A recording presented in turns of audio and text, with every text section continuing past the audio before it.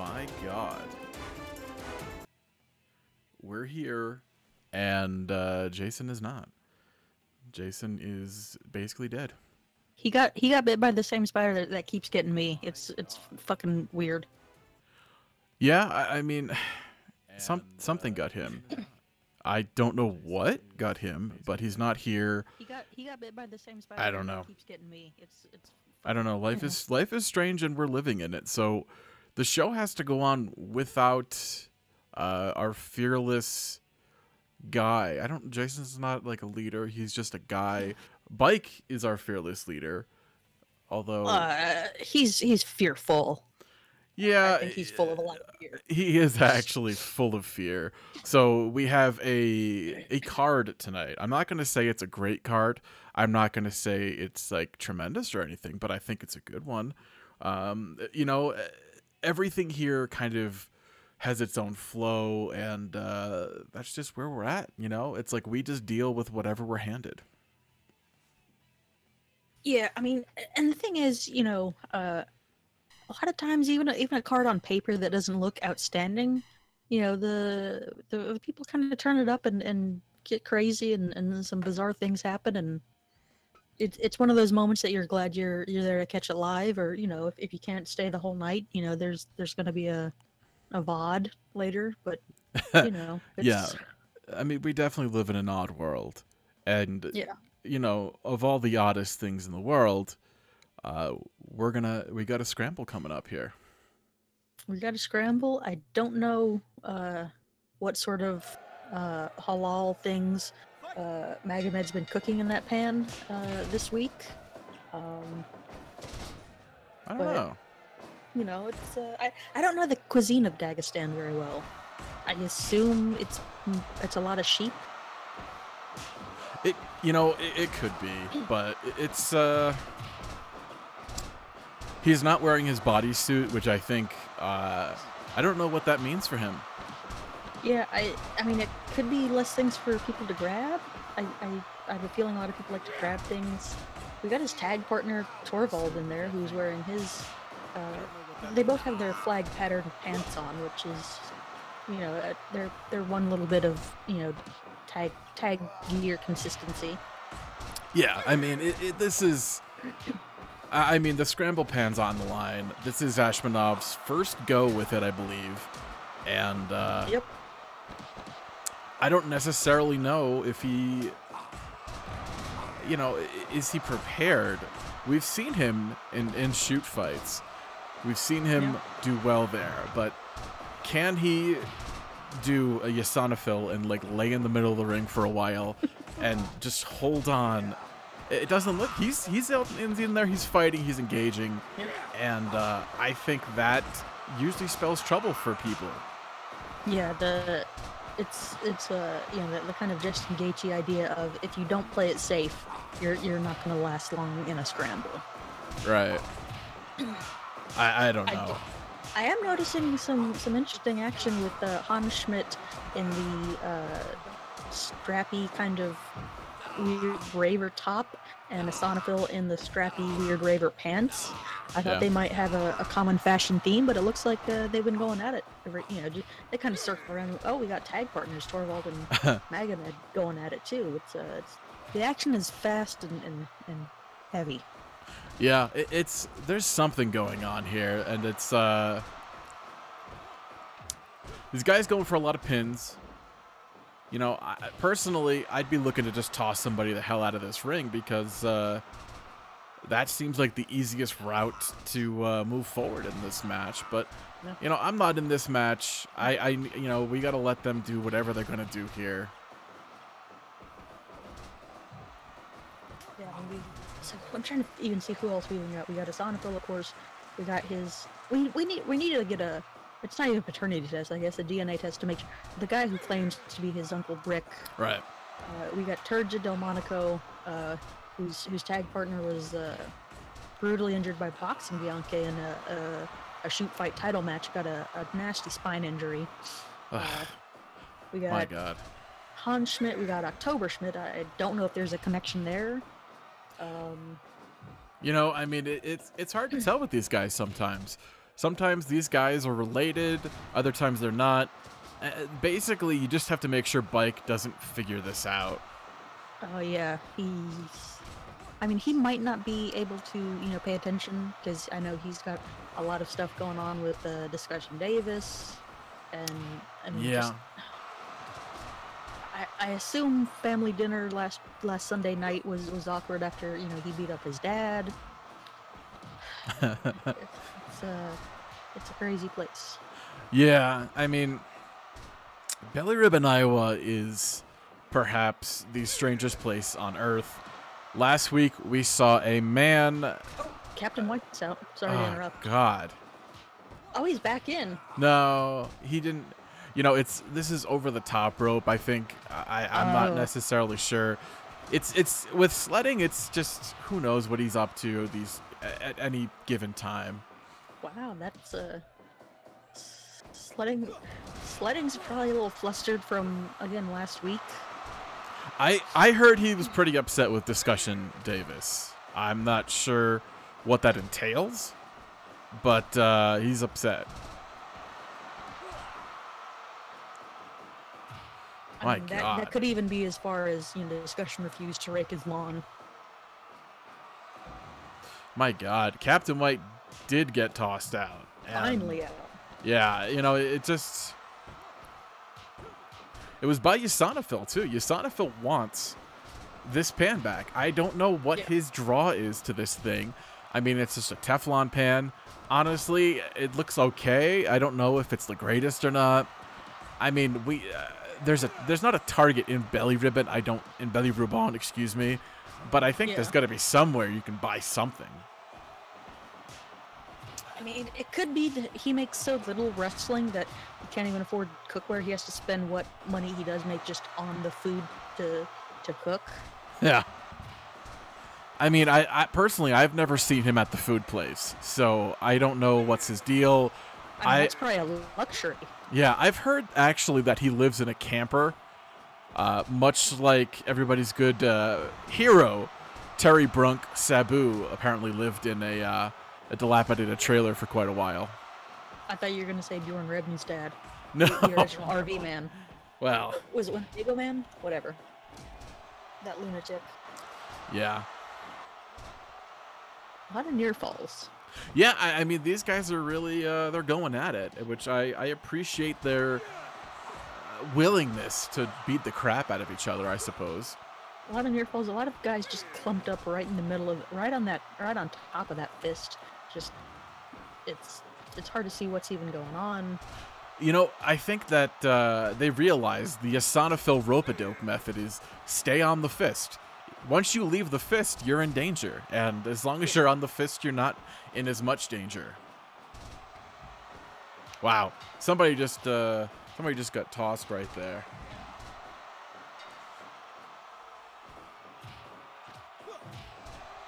I believe that was a brick, actually. Oh yeah, Hans just and then chucked him over. Yeah. And then Hans went out too, man. This is Magomed returning that, I guess not that favor, but just paying it in kind, paying it forward. Yasanafil, he's going for some high risk stuff, but Mr. Bianca is a stickler for rope breaks tonight. Yeah. Yasanafil is in Whoa. Well, he's not yet in the final four like usual. He's in the final five.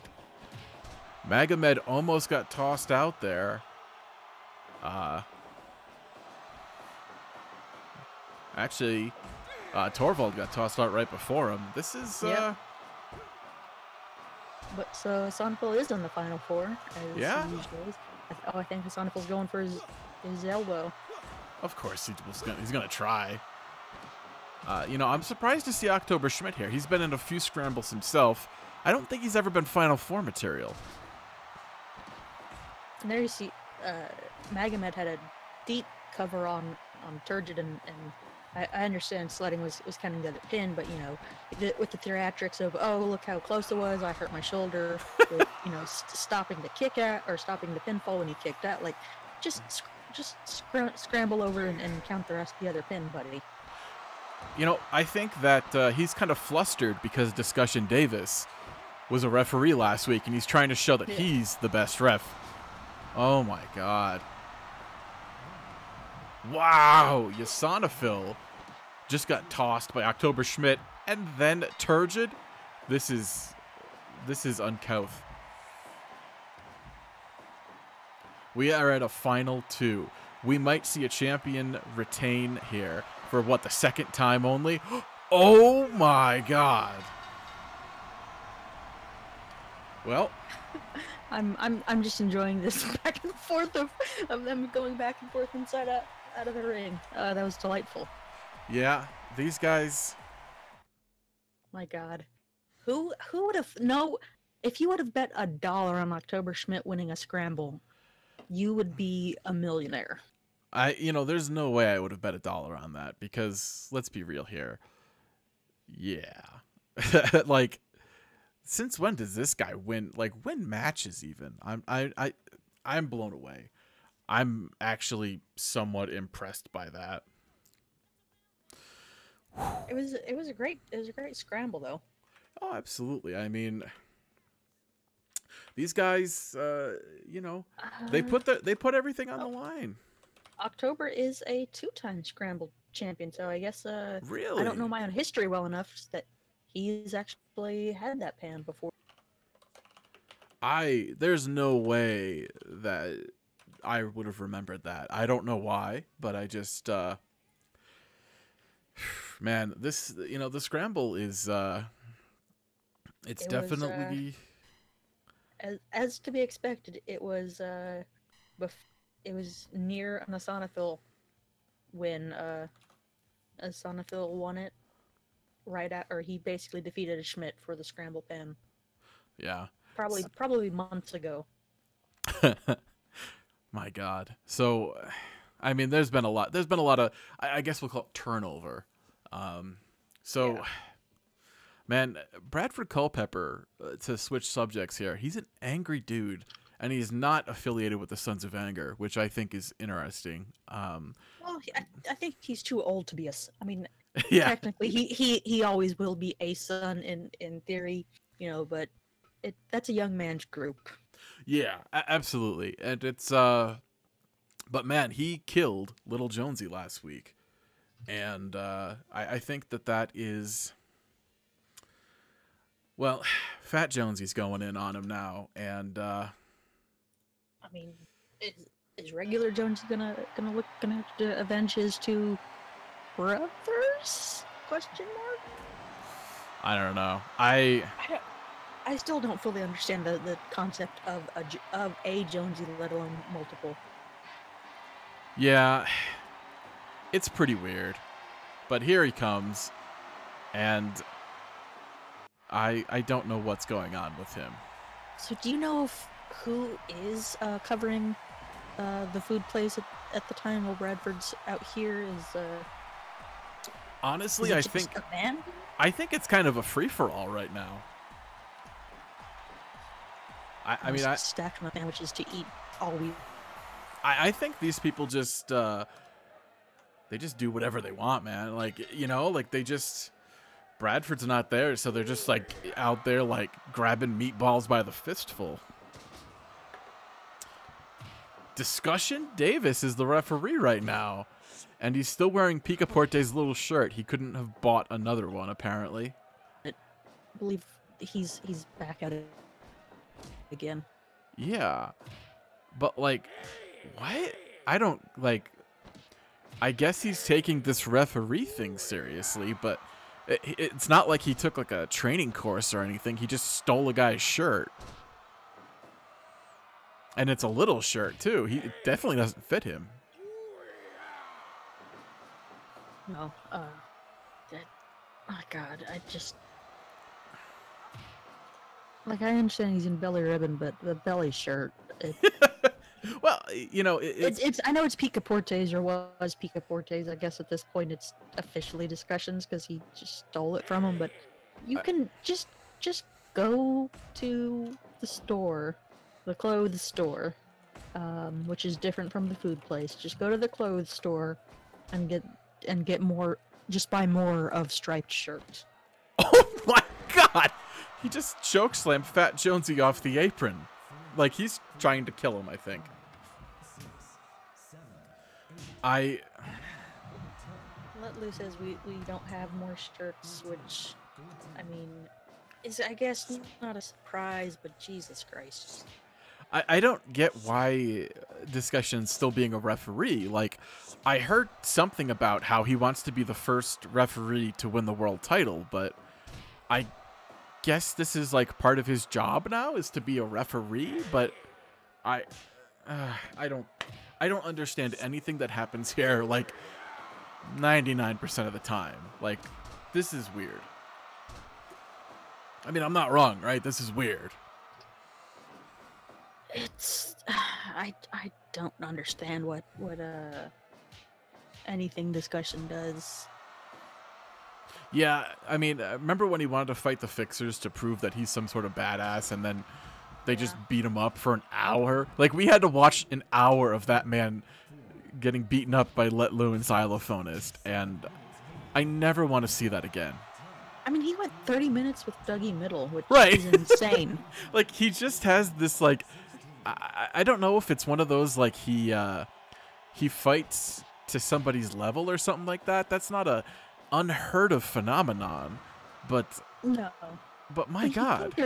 You'd think there's a like a basement to fighting to your competition. Like, I mean, I don't want to do it because I fear that it actually happened. But I mean, if Discussion goes in there against, you know, a 10-year-old kid, is he just gonna like flail around and struggle for like an hour and a half, not really being able to do anything? I mean, he's gonna be in there, like, they're gonna be hitting each other with fucking pool noodles for all we know. I don't get it. This guy is, I guess he's a referee now. I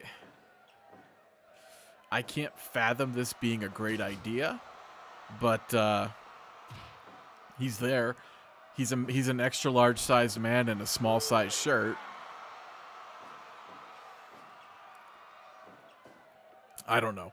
I'm lost 90% of the time here. Oh. Yeah, I just don't want I just don't want another Jonesy to get hurt. You know, I feel that that's going to happen.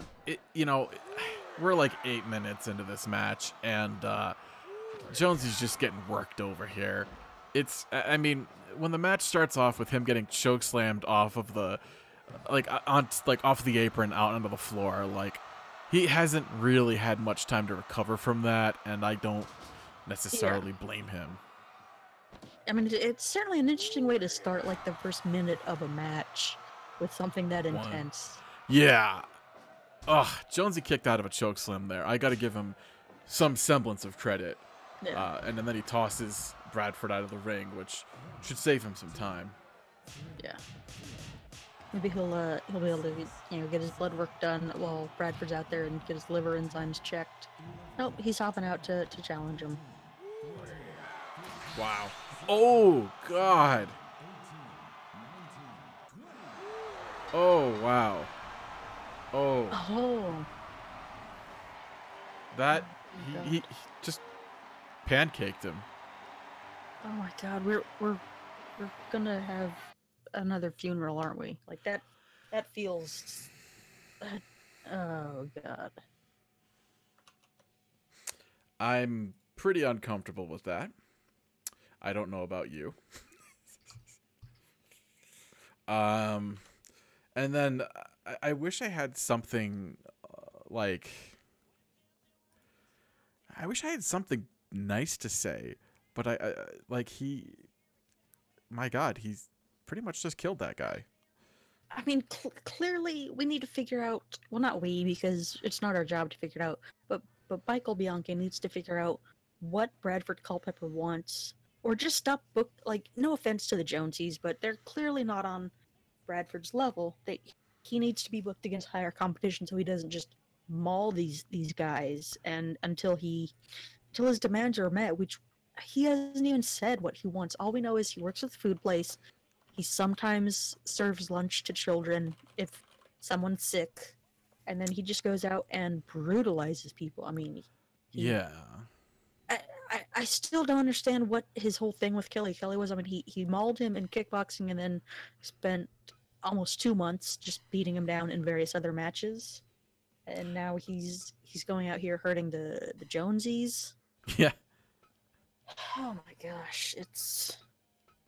I mean, I don't even know what's going on with this place.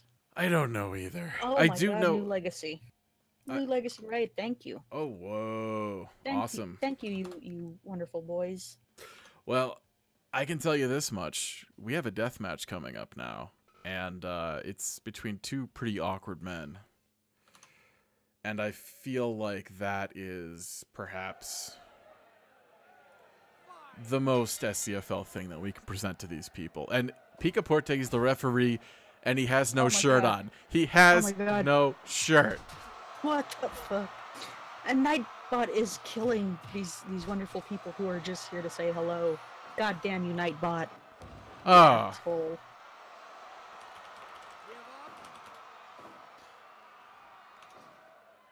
My God. Yes, we don't have access to Nightbot. That is 100% on Jason, and he is not here. Hi, Murph. Murph! Holy shit. That's So, a lot of people watching this ridiculous thing. So we've got Front Reed. Yeah. We've got Front Reed here in the black pants going up against Algorithm Schneider in the, well, the men with the white dreads. And, good old white guy with dreads is a classic timeless look. Front Reed, as Jason has explained numerous times, had his nipples blown off in a warehouse incident. Yeah. And that is literally the most interesting thing about him. Everything else is unassuming and generic and bland, and he fights and he has no nipples. Our referee had his shirt stolen by a complete asshole. Like one of the big, like there's four other bigger pieces of shit in Super Chat Pro, but the fifth biggest piece of shit beat up our poor referee and stole his shirt because he wants to be the first and only referee to win the world title. He was our second world champion, lost it, and has been obsessed with winning the belt again, and now he thinks by being a referee that can fast track him. Yeah. I don't know. And the fact that we have Picaporte refereeing a death match without a shirt, we can't find him another shirt. Like, and of course, for some reason he's not allowed to wear a normal shirt because he's a referee. So, New Legacy, the New Legacy friends are saying they saw people die. Well, we just saw a guy get hit with a reverse power bomb on the outside, and basically die out there. And luckily, the count was already at 15, so he didn't have to suffer long. Yeah, but we have seen people suffer through being knocked out, and nobody picked them up for 40 minutes. That resulted in a death. It was unfortunate. Our dearest Alex. A guy got knocked out and lay face down in a patch of sod for well over 40 minutes. Yeah, it was not a pretty sight. So what can we say about good old Algorithm Schneider? We discussed Front Reed and his lack of nipples. Yeah. And of course, Algorithm has the dreads. He's also kind of chubby. He's best friends with a Jack, or I almost said a Jack White, a Johnny Depp, Captain Jack Sparrow. Yeah. Aficionado. Algorithm was a guy who was a smart kid. He found drugs at an early age, and let's just say he's got a thing for some of the worst stuff. He found meth and MDMA and a couple other things, and his life has never really gotten back on track since then. And here he is fighting a nippleless freak in the SCFL ring. SCFL is only a league for sad, sad people. And these two guys are pretty much as sad as you can get. Front Reed, he already lost his nipples. He doesn't care about his body anymore. He's not even wearing a shirt for this death match. He doesn't care. I mean, I assume Schneider has kicked some of the more, harder drugs considering his weight. I don't know if you can be that size and still be doing meth on the reg.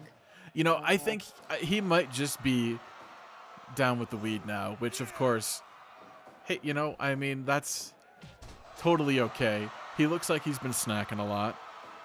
Yeah, he's been hitting the food place. He's been hitting the craft services table. Yeah. He's probably, you know, dipping his hand into Mama Dinner's marinara, which is not a euphemism. No, it is not a euphemism, folks. Mama Dinner sells jars and sells marinara sauce at wherever we, you know, are at the concession stands. Yeah, there's a guy there's just one sad, lonely guy wandering the aisles with cups of hot marinara. The good thing about the Belly Ribbon Civic Auditorium is you are allowed to bring your own pasta. Uh-oh, this is not going to look good. Oh, no, it definitely didn't look good. There is just blood everywhere. This is disgusting. I mean, this is not a place that should be selling food, you know? Oh, no. I mean, I guess you kind of have to with all the kids around. You know, they're going to get, you know, hangry. They're gonna cry. But old world style marinara is not what anyone wants. No. Well, I mean, people, it is a good sauce, but kids are like wanting popcorn and candies and things, and that's just algorithm into the boards, man. This is a bloodbath. This is so fucking bloody. This is a bloodbath. This is match 3, and the fixers are gonna have a lot of work to do to get some of this unsmudged. I don't think they're gonna even bother. This is too messed up. They might try, I guess. Yeah. This is. Oh, he just DDT'd him onto a fork. Speaking of dinner, you know what I mean? This is gross. Yeah. Like, these guys. Why are there so many forks? Like, I can maybe understand one. Like, there's 2 forks. There's a sickle. I don't know. Front Reed is a bloody mess. Algorithm Schneider he's bleeding, but not as badly as his opponent is. Although he did just land on a fork. And then get stomped onto a fork. I mean... Kung Fu Grip in the chat is asking where does this rate on the Muda scale. I would say you could pull up this mat, squeeze it into a big jug, and transfuse it into Muda to save his life. That's my guess. Well, especially he just had knee surgery, double knee replacement. He definitely needs the blood. I don't know if Front Reed's blood is any good or not. I mean, he is a nippleless freak, but that shouldn't impact his blood quality. Thank you, Kung Fu. Good guy, Kung Fu Grip. That's describing the Twitch Prime. That's what we're all about here. We put on very strange events every Saturday. These men are sad men. But, you know, we stick with them. We watch them through their trials and tribulations, and we try to not get them on the right path. Just let them fight, you know? Yeah, we are going a little earlier than we normally do due to some issues with our normal third partner in the commentary booth. But you know, we'll be around. So if you are joining us, you know, for the first time, again, thanks to New Legacy. You know, there's always going to be something going on Saturday nights. Yeah, it's Saturday night is all right for fake fighting in this strange netherworld that we're in. Yeah. Clearly, though, this is shoot wrestling right here. Oh yeah, these guys are actually killing each other, and this is actually. Yeah. I mean, this ring is not even salvageable at this point, is it? No. Like. Oh my god. I have never seen something so gruesome. I mean, it's not even a gruesome fight. It's a death match. This is literally someone's death. It's gonna happen. I mean, Front Reed is just. There's so much. Oh my god. He's like Crimson Mask right now. I've never seen a man bleed this much in the SCFL ring. Oh my god. And Picaporte not wearing a shirt just looks so concerned. He's taken a knee. We know how Ichabod feels about people who take knees. Yeah. I mean, he doesn't even like Picaporte because, you know, Picaporte is from Mexico. Yeah. It's a whole thing. 2, 3. Yeah. Front read is down. He's out. That was like a mercy killing at this point. My God. Oh my God. That was one of the strangest things that I mean, that was just a bloodbath. And let's not forget most of the fans in attendance are small children because so many wrestlers on our cards are substitute teachers and they just get tickets to pay for the crowd with their students. So you have kids, you know, probably 12 is the oldest, most like the bulk of them are. They just saw a gruesome, horrific bloodbath. Yeah, they did. And all right. So the gentleman that you see on your screen is Jensen Woods. He's a ghost hunter. And last week, we have a recap of what happened last week. It's pretty weird. It's pretty gruesome. You know, just you're going to have to see for yourself. My name is Jensen Woods. If you have a weak stomach or a weak constitution, just, I am an internationally renowned ghost hunter. Hot on the trail of a gola named Jakob. Jakob, I've been hunting for years. From taking my dearest away, to appearing here in Belair-Rabon, Iowa. Answers elude me. But here I am, a victim of Jakob no more. Tonight there's answers from Jensen Woods.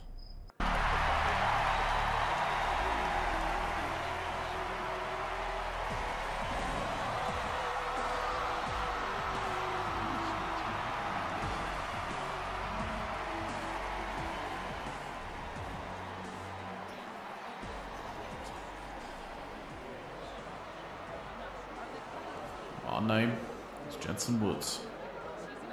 And you know why I'm here, Jakob. Jakob, come here. I'm not afraid anymore. I'm not afraid. I've been hunted for years. You can't hurt me again. I'm ready. By God, I'm ready. This is the hand. This is the decay of time, space. This is the hand. The factor of 10.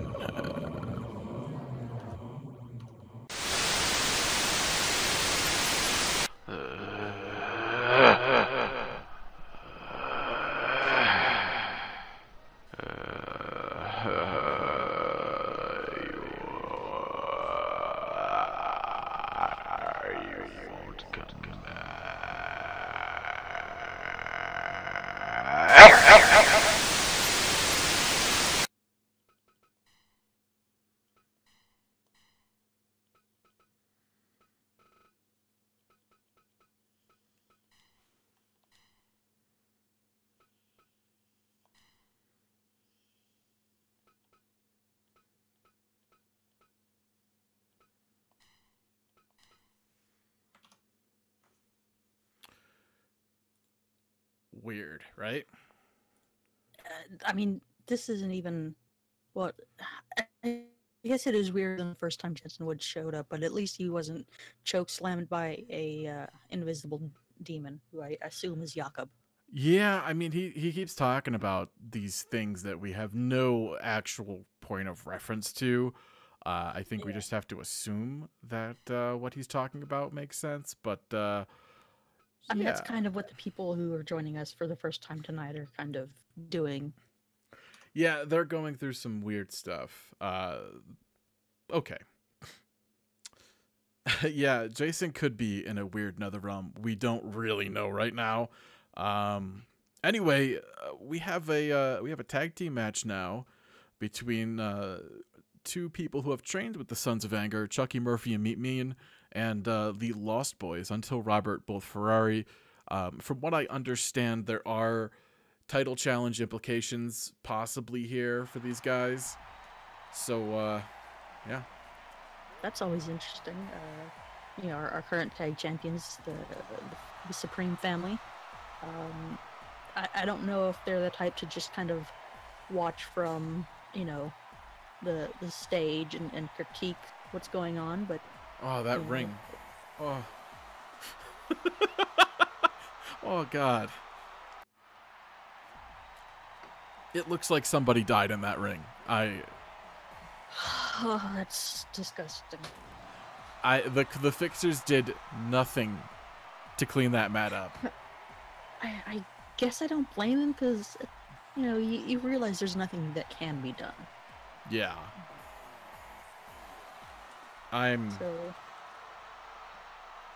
So we got Chucky Murphy and Meet Me In, two members of the Sons of Anger, both angry for different reasons.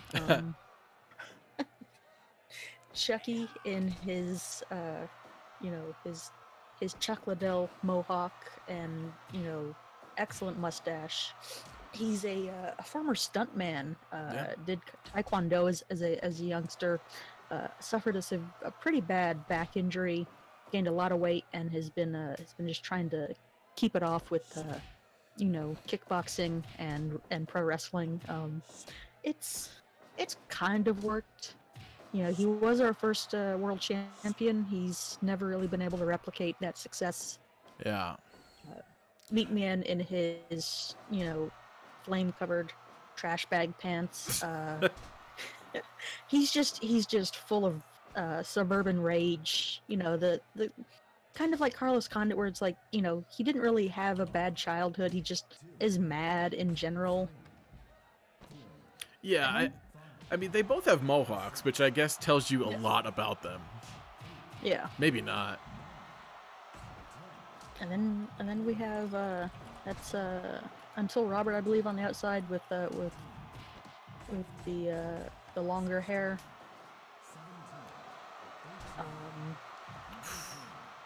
You know, both these guys are big fans of the show Lost, hence their team name, the Lost Boys. Yeah.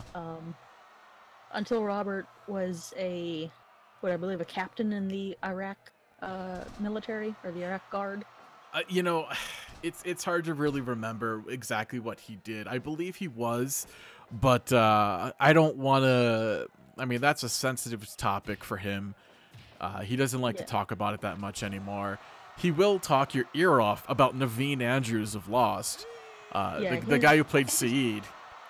Yeah, his commanding officer vaguely knew him, and he's Until Robert is obsessed with the concept of Miami. Yeah, he's never been, and it's like you'd think at this point, you know, we're in Iowa, which granted is not exactly close, but it's closer than Iraq ever will be. Right. You know, I mean, you can hop a flight on a weekend or something. I don't know. I mean, these people do get paid. They get paid poorly, mind you. You know, we get paid in Bianchi bucks here, which, whatever. Yeah. I don't even know if you can redeem those for a sandwich at the food place. You know, maybe not. And Jason is in the chat. He's in the chat. He is probably seeing all of the blood, and he's probably very, very upset at how much blood Front Reed lost. I mean, this man went full Muda scale.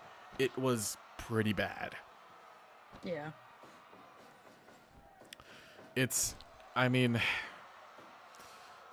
we're living in a post-Front Reed bloodbath world right now, and that's just, we have to deal with that. Yeah. I mean, at least our head referee, Sledding Bianchi, there is wearing a shirt. Yeah, Picaporte has no shirt, yet he's still doing his refereeing duties. As Let Lou let us know before in the chat, there's no replacement shirts in SCFL, so that's why we never have new refs, by the way, because somebody like Ron Harris has taken a referee shirt and only refereed a handful of matches because he was terrible at it. So, go figure.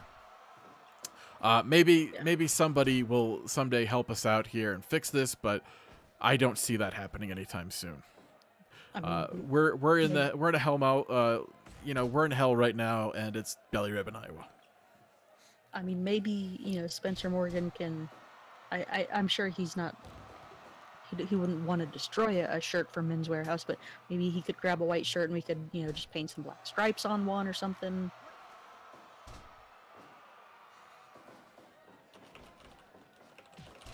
Wow. Jason talking about coming into the booth. I mean, he might still be affected by that spider bite. He might not be fully coherent, but I mean, if he can figure out the door handle. Yeah, it's you gotta jiggle it, you gotta twist it, you gotta jiggle it again. Yeah, there's some stuff going on tonight. We watched Jensen Woods' disappearance from last week, and people were positing that Jason may have disappeared due to similar circumstances. But you know, at least he's digitally represented right now, so he could actually be alive. Yeah, now that you mention it, I mean, he could be a ghost in the machine. He could be. Or some other anime. Yeah, you know, that's Ghost in the Shell. That is my joke Ghost was in bad. the Shell. But I apologize. We will somehow survive.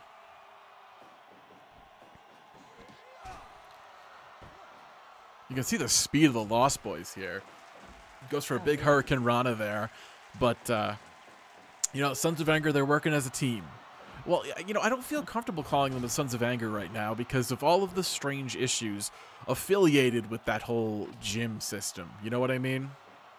Yeah. I mean, those two guys are, you know, I guess if you want to say that, you know, the current Trios champions are the A squad, they're the, I guess you'd say the A- squad, Chucky and Meat.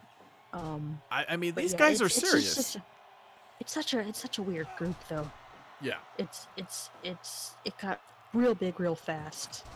There's so many people affiliated, and it's like, you know, might have been some training sessions or something, but it's not like this isn't like, we're not talking like 2008 Jackson Wink or something like that. This is just like, yeah, you know, this is just kind of a bunch of guys. Meat Man went for 2 moonsault foot stomps in a row. Maybe trying to catch some of that Miles Manhoof lightning in a bottle, but missed the second one. You know, everybody's trying to emulate what Miles Manhoof has been able to do in the past couple of weeks, and nobody's able to do it. We see how many people drop flying knees, and it's just not the same. No. I mean, it doesn't have the you know, the moment of the tournament. Right. Where it just was because I mean he's thrown those knees in, you know, tag matches and even a singles match here and there, but it just, in that tournament, something happened, something changed that young man, and he went crazy for flying knees. Right. You know, it's, I mean, there was like one match where he threw like 19 of them or something like that. It was one of those moments that you can't script. It just happens, and it was incredible. Oh, you know, Chucky is all about the saves here. He is quite an incredible tag partner.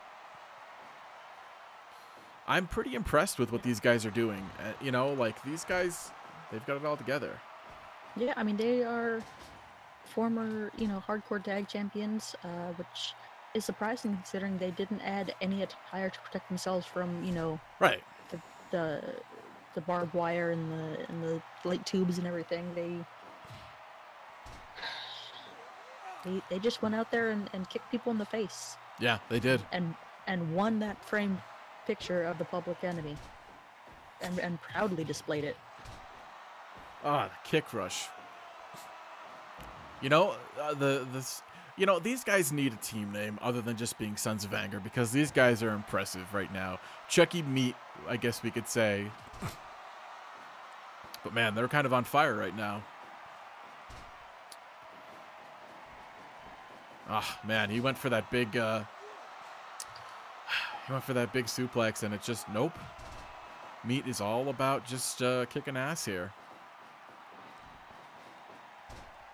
Misses the diving lariat, though. Oh, but there's that big pop-up powerbomb. Whew. Wait, are we? Do we have somebody else with us here? I'm so just glued to the screen right now. Yeah, I'm focusing on the monitors. Hello? Oh my god! Holy shit. Hello. Hello. Wow. My family is sleeping in the back of the arena right now. Like in the car. I'm here.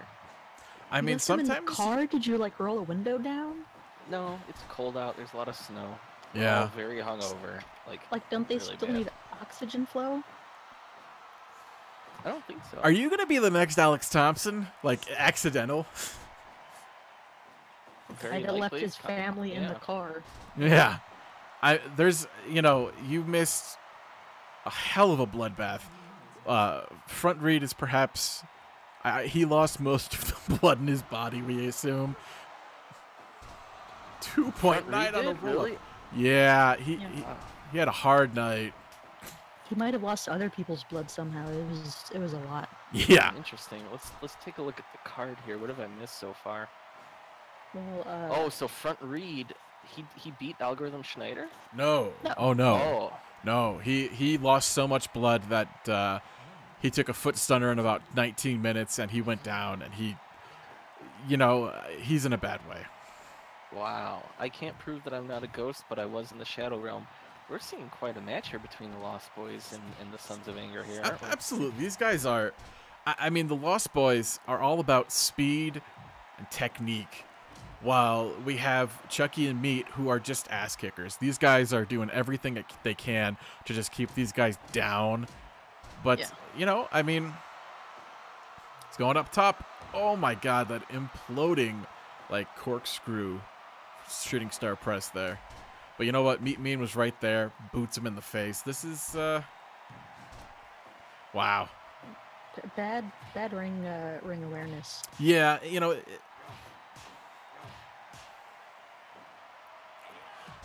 I mean, I feel like there's a size difference here between Chucky and a guy like Until Robert. But, it's all about heart here in SCFL. And sometimes these sad men have heart. Oh yeah, absolutely.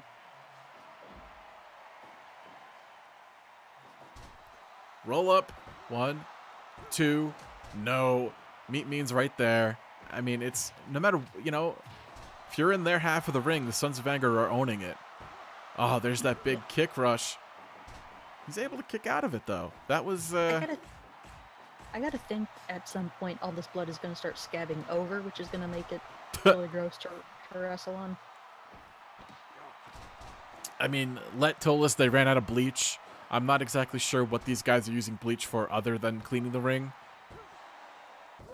Wow. Okay. Mean kind of just watched as his partner got pinned there. I'm not necessarily sure. Awesome. Huge win for the Lost Boys. Look at them Yeah. dance. My god. Is this blood just going to be here forever? Is this from Front Reed? This do you is think- from Front Reed. Do you think the fixers are gonna actually try and clean anything up? Can they? I mean, really, can they? So we have a new .TV champion, Chuchai Train Muay Thai Gym, and he's He's a killer. He's a kickboxing killer. He's got unbelievable elbows. He'll throw flying knees. He knocked out Offers Thompson last week. right. Like he can do anything. Like He's the a- man he's a- can. Yeah, He's a dangerous little guy. he's a dangerous dude. Anything can happen. He can knock out anyone from anywhere. Yeah. So I mean, .TV for our new viewers here is a title, after our own heart in, the vein of like old WCW, in that we got a time limit. We got 15 minutes here. It's for guys who are kind of coming up and looking to make a name for themselves. It's I'm looking forward to it. yeah. I mean, it's Yeah. I'm especially looking forward to the matchup because Chuchai can knock people out.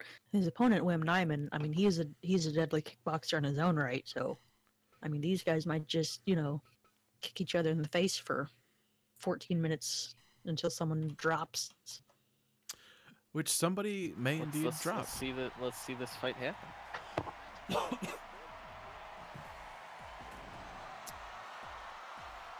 You know, I mean, both Chuchai and Wim were kind of on they were pretty upset last week. They were putting everything into it. And, hey, you know, it looks like the Fixers actually did find some bleach. Wow.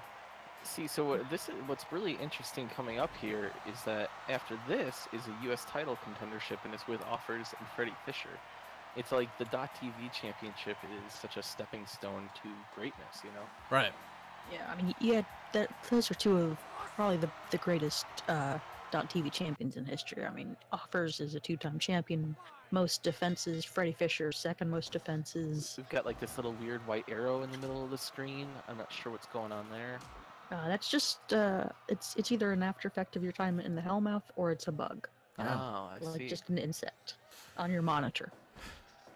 I don't and Walsh, I don't think the Fixers actually bleached the ring. I think they just painted over it and then redrew all of the logos. Yes, correct. I mean, they're you know, they've got something going on, and Picaporte's still got no shirt. That's really gonna bother me here.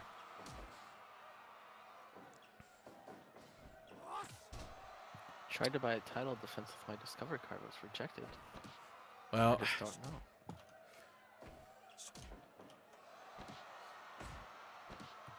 Well, I mean, you have to get the actual dot. See, there's a code on the back of the .TV title that you have to input before it'll accept the defense. So that's why it didn't work. right. You know, it's interesting. I killed a huge spider today. Actually, a huge spider. That's probably why you were late. There's a lot of man. It's been a wild few days. You know, I mean, that's to you be would think expected. You'd think all the loose dogs would eat most of the spiders. Yeah, Picaporte still doesn't have a shirt on. Look at this. Oh Yeah. my God! Because discussion, right? Yeah, Discussion has his shirt. It's really and like Let Lou told us before, they don't have any other shirts that they could give him. And you know, for some reason they won't let him wear like a regular T-shirt. I don't understand what's going on in the minds of Michael and the Fixers. If he's wearing a regular shirt, you won't know he's the referee, and you get confused. You think he might be in the match. You try to attack him. I mean, he's got official slacks at least, right? You know, like those are. Yeah, but so does Discussion so does doesn't have those, all right? I mean, Spencer Morgan sometimes has official slacks, official Men's Warehouse slacks. So you can't just say, "Oh, he has slacks." You have to have the shirt. Yeah, I you mean, know. I guess you could paint the lines on his torso. I mean, because Discussion, he's apparently a ref now, but he doesn't have like the pants, does he? I mean, he's just wearing his I don't know if trunks. the man. I don't even know if he owns pants. Well, no, he has the track pants that he wore when he was a part of the Philly Davis tag team. Along with his body armor. Yeah. That ridiculous set of. I think they were just construction paper. Yeah. I don't think they offered any protection. Correct.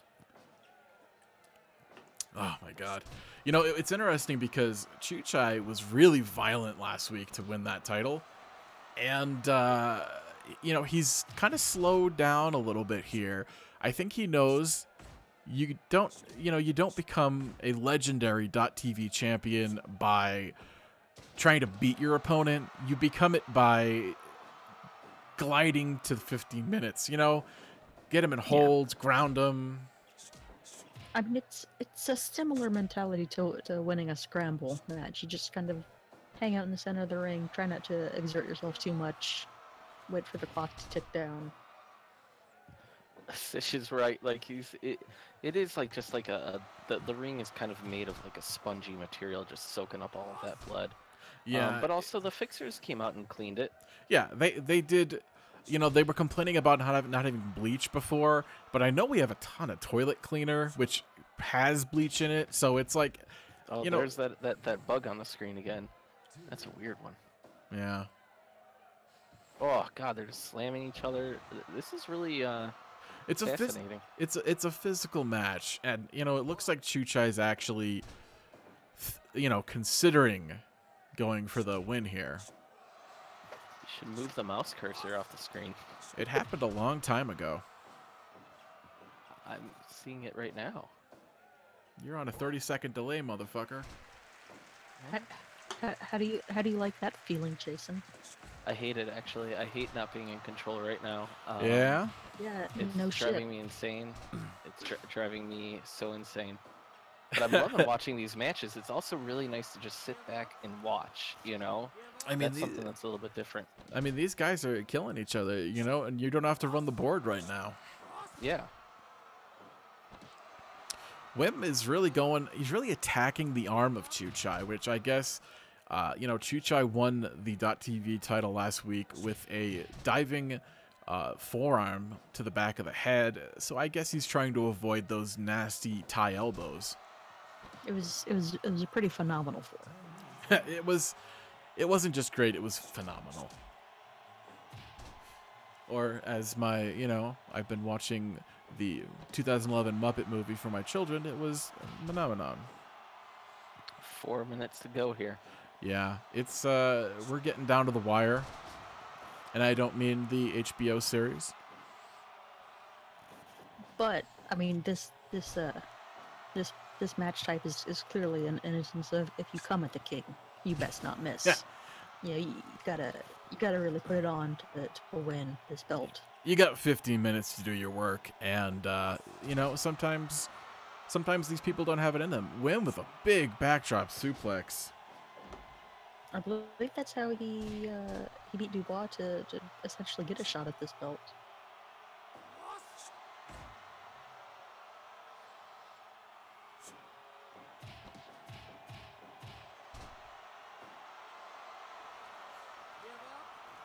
Damn. Now, if Chuchai were to actually pin Win, he might skyrocket up the rankings of best .TV champion because, you know, Offers has won by time limit draw and cage escape. Right. Freddie Fisher has won by time limit draw and submission, but no one has, other than the people who have actually taken the title away from someone. No one's actually pinned. Yeah. You know, someone to retain the belt. Wim just had a tight near fall where he almost took the title. We could see this happen. We have a minute and a half remaining. Although Chuchai is back on the offense, just nasty flying knee from him.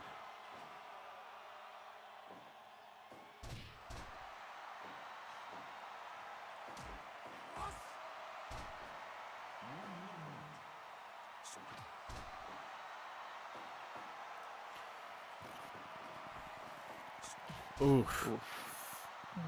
Flying knee from Wim. 1, 2. New champion. Wow. 14 and a half minutes. Wave your mouse cursors in the air if you are excited. I am blown away. Unbelievable back-to-back. That's never happened before. No. Yeah, we. Well, let me check the title history. No way we've had finishes just under the wire. Incredible. Well, okay, so we've technically had it happen. I'd say officially we've had it happen once, where Sonafil won it and then lost it to Cult without actually defending. Spencer Morgan, of course, had it and was stripped of it, and then Sonafil won that. But Sonafil held the .TV title, never actually made it to 15 minutes for his defense. That's. But now back-to-back finishes? That's just unprecedented.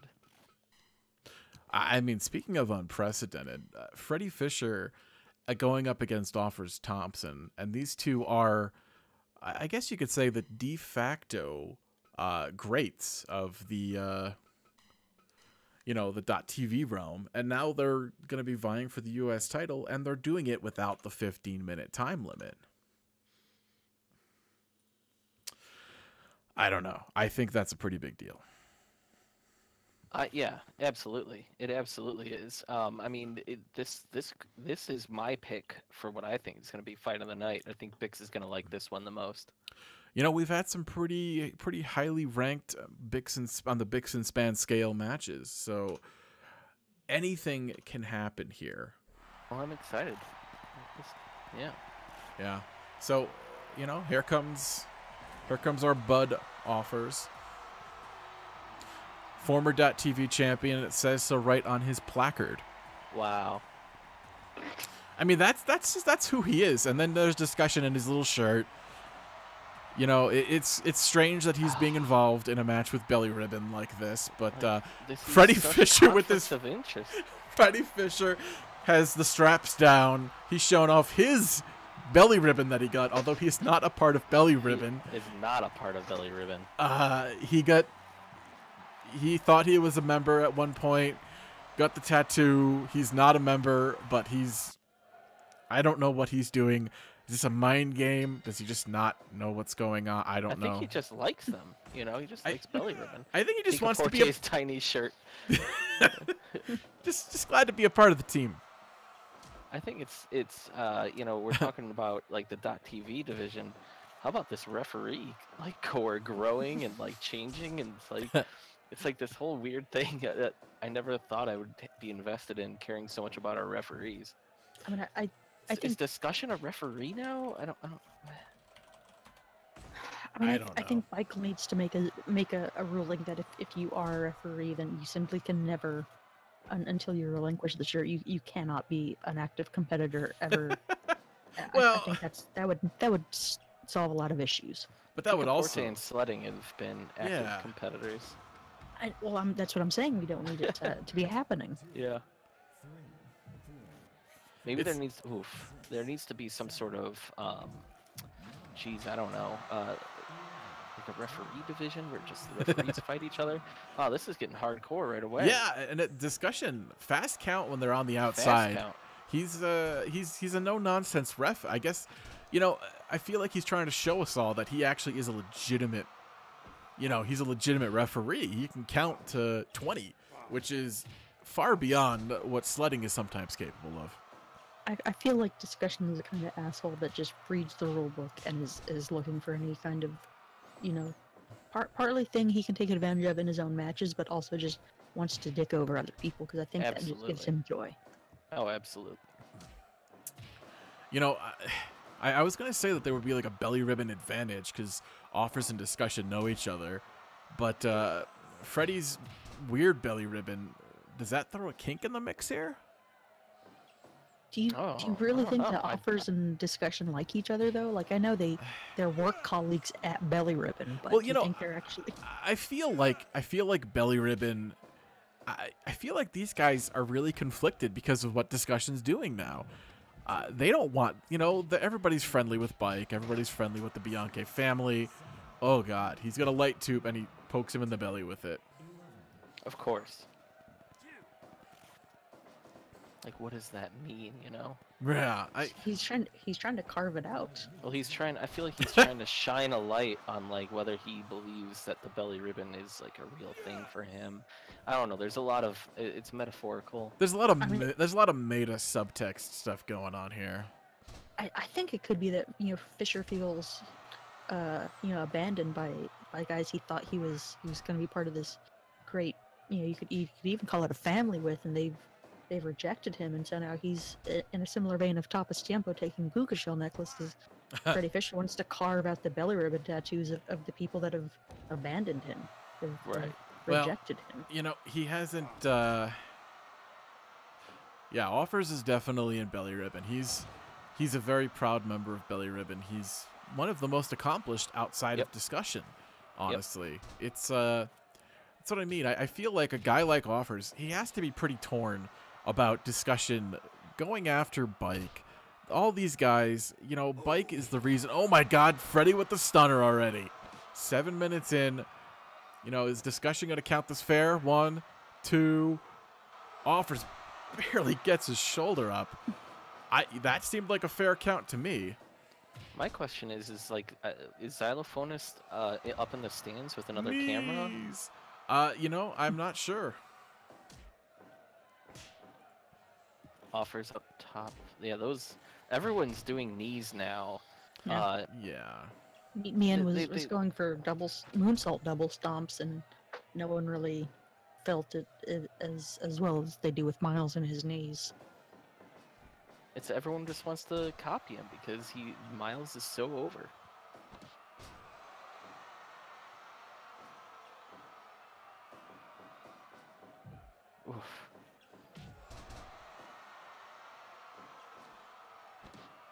Sorry, generic.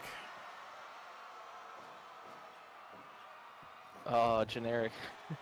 Yeah, I'm gonna have to leave probably after this match, but I mean, his family's in the Wow. car right now. my family is in the car. It's sad. He's not the Nether. We thought he might have been sent somewhere terrible, but he's not. He's okay. Oh, generic tag, root beer and chips. It's like the ultimate SCFL snack. It is. That is. Other than gherkins. Gherkins. More knees. My God. Everyone is doing these knees now. I kind of don't like it. Like, it's really bad. That was quite a strike exchange. These two guys are, I'm not saying that this is to prove who's the best .TV champion, but maybe in their minds it kind of is. I don't know. It's hard to tell what's going on in the minds of SCFL competitors because, let's be real here, they're all pretty weird. Offers looks gassed. Yeah, he could be. Freddy just tossing Offers into the air like he's a pizza, but he doesn't make pizza, so I don't know what he's thinking here.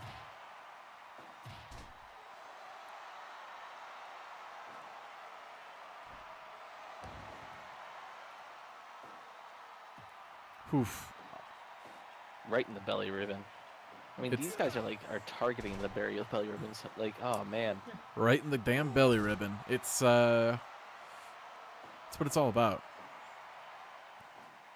Oh, I just wonder. Offers doesn't really get to fight in matches that aren't 15 minutes long. I know. I've seen him here and there. It's 13 minutes in, and these guys in their minds are like, we only have 2 minutes. We only have 2 minutes. I don't know. Freddy Fisher with a double flip off. That didn't seem very respectful.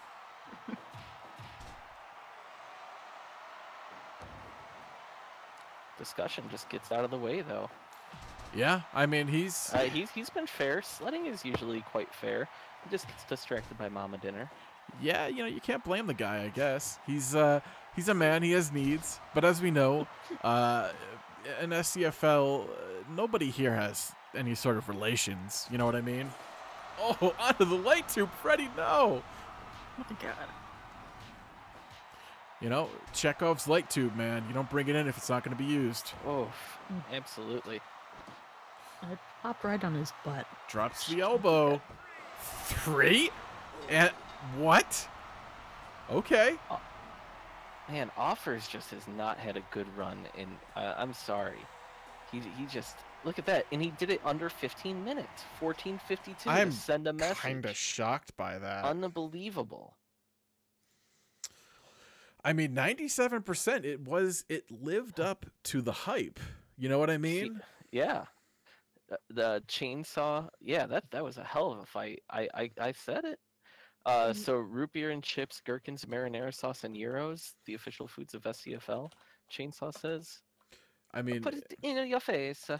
If we have to have an official food, it might as well be that stuff. Okay, Jessica, it's time for you to do your to do the jingle right now. You gotta do the jingle right now. Wow. What do you mean I have to do the jingle? We're You getting. mean I have to find the audio file? Yes. Oh my God, I got so much stuff. Let me go through and find it real quick. Just give me one moment, please. Wow.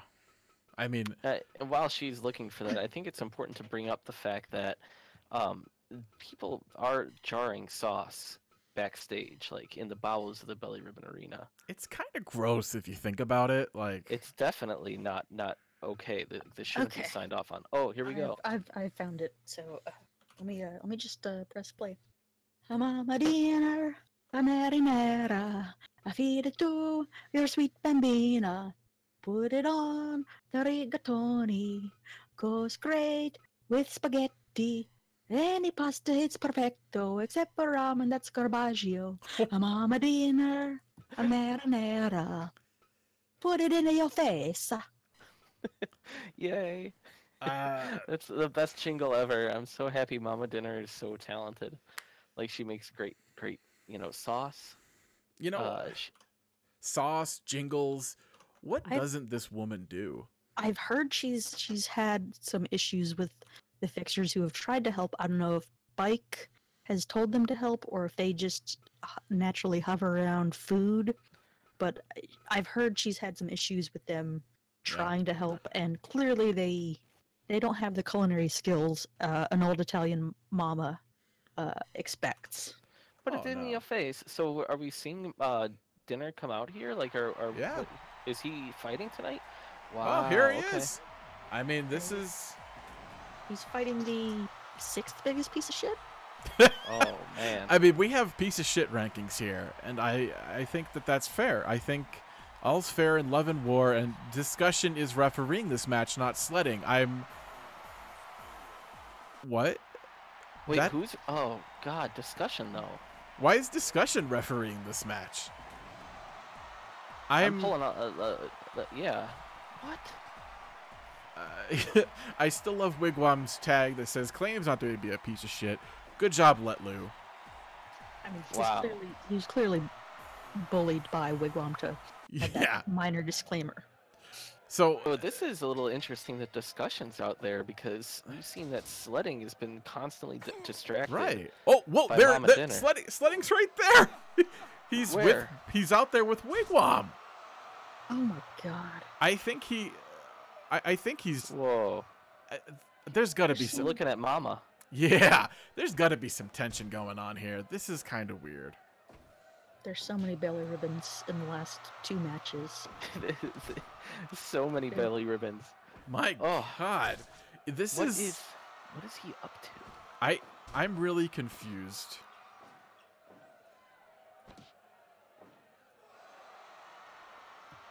Generic Tag asks if Discussion is refereeing all the matches tonight. I mean, well, we saw Picaporte earlier. No, he's doing his rotation. I mean, as we see, Sledding is a ref. He's been refereeing tonight as well.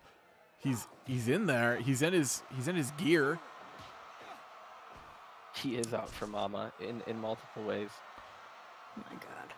Yeah, he's all about Mama, and you got to think that Giovanni's noticing this at some point.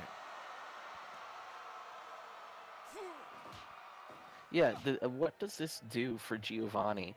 Like, how weirded out is he, or is this something like the effect that his mama usually has? Has he lived his whole life just with his mom just being irresistible? I don't know. She's kind of a vixen here. Like, it's... yeah. I mean, we know Mama's here. She's watching this match. She's also looking right across the ring at Sledding. But... what is going on? She's such like a sex pot. Like, everyone I've needs never her. asked Giovanni about his family. I don't know if he has a dad. I don't know if Mama still has a Papa dinner. I've never asked. I haven't asked. That's my failing as a journalist. But I've been so busy trying to keep up with this whole Sons of Anger, Splinter faction and puka shell necklace for theft and. There's something going on with the puka shells here. I mean, I don't know, but this is. I have to wonder. I think Sledding likes to be the ref for these matches. Discussion, Sledding has never shown, as far as I'm aware, any kind of interest with Wigwam. I don't think he's ever. Yeah, he's not Wigwam's like friend or anything, or mentor. Like nobody in. Like it's always weird to me because Wigwam is a member of Belly Ribbon, but he doesn't like. I don't know. People don't like hang out with him or anything.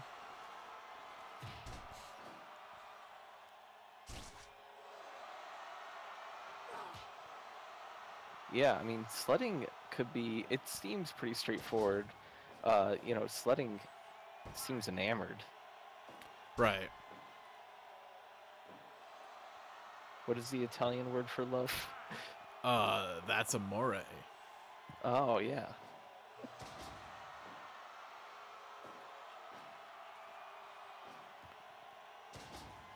Wigwam's kind of beating up on Giovanni here, and Mama Sledding doesn't seem to be doing too much.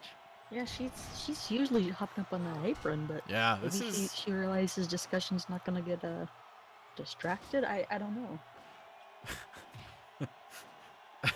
Apparently, Letlu just consumed some sauce. I don't know what.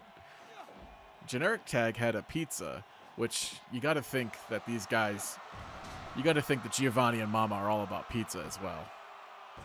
I assume. I mean, I guess that's maybe not the greatest assumption to believe that the Italians are just lovers of all Italian foods. I mean, who doesn't love a pizza? That's if these people don't love pizza, I don't know what to make of them. Whoa, what do you mean these people? Well, I'm talking about this Italian duo, a son This family, and a mother. This family. Yeah. This wholesome family. These sauce moguls. Sauce moguls. They are sauce moguls. But then again, I don't know if they are like. Why are they here? If they're such moguls and success stories, why are they using these poor concussed men as like jars? I don't know. Everyone's got to start somewhere. And if you're expanding into another country, you might have to start small. Ugh. Low blow, and I feel like Wigwam's really starting to wail on Giovanni here. Well, Wigwam's one of the most dangerous dudes. He's a tough especially guy. when it comes to dick shots. He's an expert. Yeah, he knows how to punch a man in the dick, and that's something. I don't know what it is. I don't know why we allow it. He's very Malenko-y about throwing strikes. Yeah. Big shoulder tackles. Yeah, that flying shoulders. I can't. Discussion seems to be. He doesn't seem to be distracted. Maybe he's just trying to do his job here. Meanwhile, Sledding is still staring at Mama. Like, this is so. It's awkward. Yeah. I mean, awkward is the name of the game here.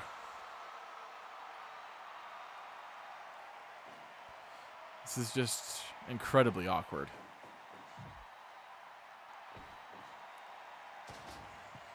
Both these big men are tired.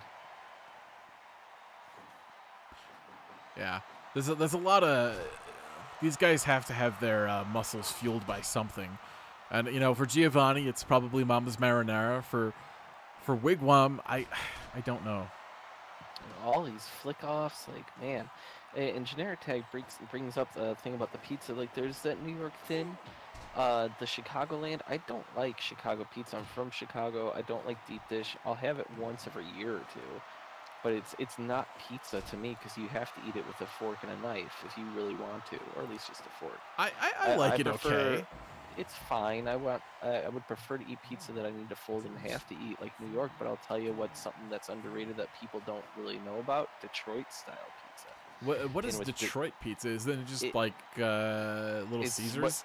No, it's basically it's like the thicker crust and just like imagine like a double dough type of pizza.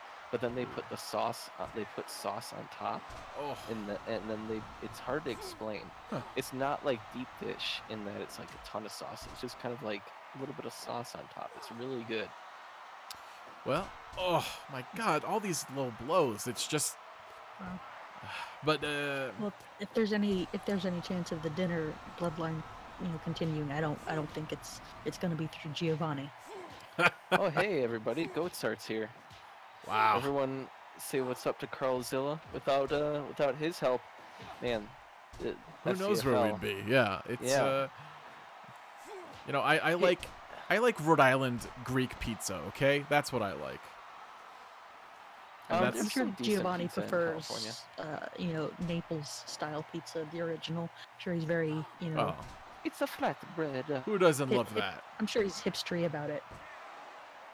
Very dismissive of. Oh, there's Mama. These American. Oh, discussion's flirting with Mama. What? Oh my God. Are you Oh kidding me? no. Oh God. No one can resist her wiles. Look at this. I mean, What does Sledding think about this? She is saucy. Yeah, what is Sledding thinking? That's like inside of Belly Ribbon, but then Discussion's pissed off at Sledding because Sledding got a title shot for being a ref? Like... This is just strange. I am not sure how I feel about Discussion and Mama won't even being slightly together. I mean, she kind of was flirting with him there. Unless I saw something wrong. Axe bomber by Wigwam. Is that it? 2. Oh my God. Giovanni's got heart, baby. That's all we do know. This has been a hell of a fight. Yeah.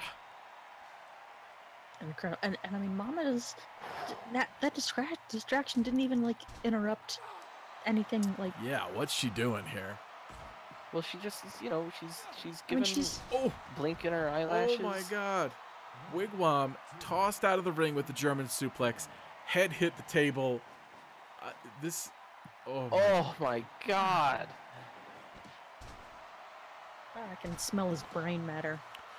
SCF locked in on him. He has to be hurt, but he's, for some reason, toughing it out. This man is an idiot. I mean, This is absolutely incredible. Have we talked about how we're like 2 weeks away from one of our all titles on the line, like end of month bashes? I mean, it's Like the insanity. last one was March Sadness, so this is gonna be our first real big show in months. Where we put There it all is. Titles on the line. 2, 3. Whoa. Giovanni, but what? I mean, I feel like the story isn't Giovanni for some reason. It's Mama flirting over there. Yep. Look at Sledding just staring darkly forward as discussion does his job. Like maybe Mama likes the fact that this referee is in a tiny shirt with little underwears on. Giovanni is on a rolled generic tag. He's beating some really good guys. 91%. You guys are seeing some great stuff tonight. But you know what? Yeah. I actually have to go. Wow. My family is asleep in the car. Well, get them home safely. Yeah. Watch out for spiders. Watch out for loose dogs. Yeah. You know, yeah, I mean, take care of your family, man. They shouldn't be in a car for too long. Well, I gotta drive him to the airport in just a few hours, like 6 hours. So I'm sure that it'll be a good time. And I want to say thanks for all of you guys stopping by. And I'm sad that I gotta go. Yeah. I'm sad. So that's all. I'm just sad, and I want to be here with my friends, but instead I have family obligations. You know, familial obligations do happen. Yep. Okay, bye-bye. Okay. Have a good rest of the show. I'll check in on it tomorrow. Yeah. Wow. Love bike. Get well better. Get well better, love bike. Wow. So, I mean, we're having one hell of a strange night here, but yeah. You know, I mean, these people are gonna do what they're gonna do here, and actually, I mean, I'm being told that we have the graphic for next week, and we have a bathroom death match next week, and this is what does that even mean? A match in a bathroom? I don't necessarily know. Yeah. I don't know what that means. I they're in a bathroom, I guess. It's a gross bathroom. Yeah. There's interesting graffiti on most of these walls. Technology Cooper is shitting and eating a sandwich weird. I don't know if he's actually... I think he might just be trying to hide because he's eating the sandwich weird. Because as we know, this guy, he's been getting a lot of attention over the last couple of weeks for his strange sandwich fare. You know, I don't really understand why he's all concerned about his sandwiches, but...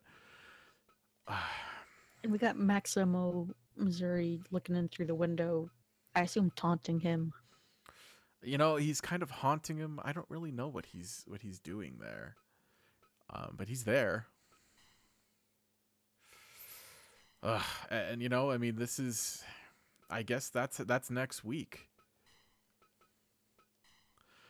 So I mean, I knew Maximo had won that #1 contendership. I assumed it'd go down in 2 weeks at the big event, but I guess Algorithm Schneider might be getting that shot. I don't know. It's unclear.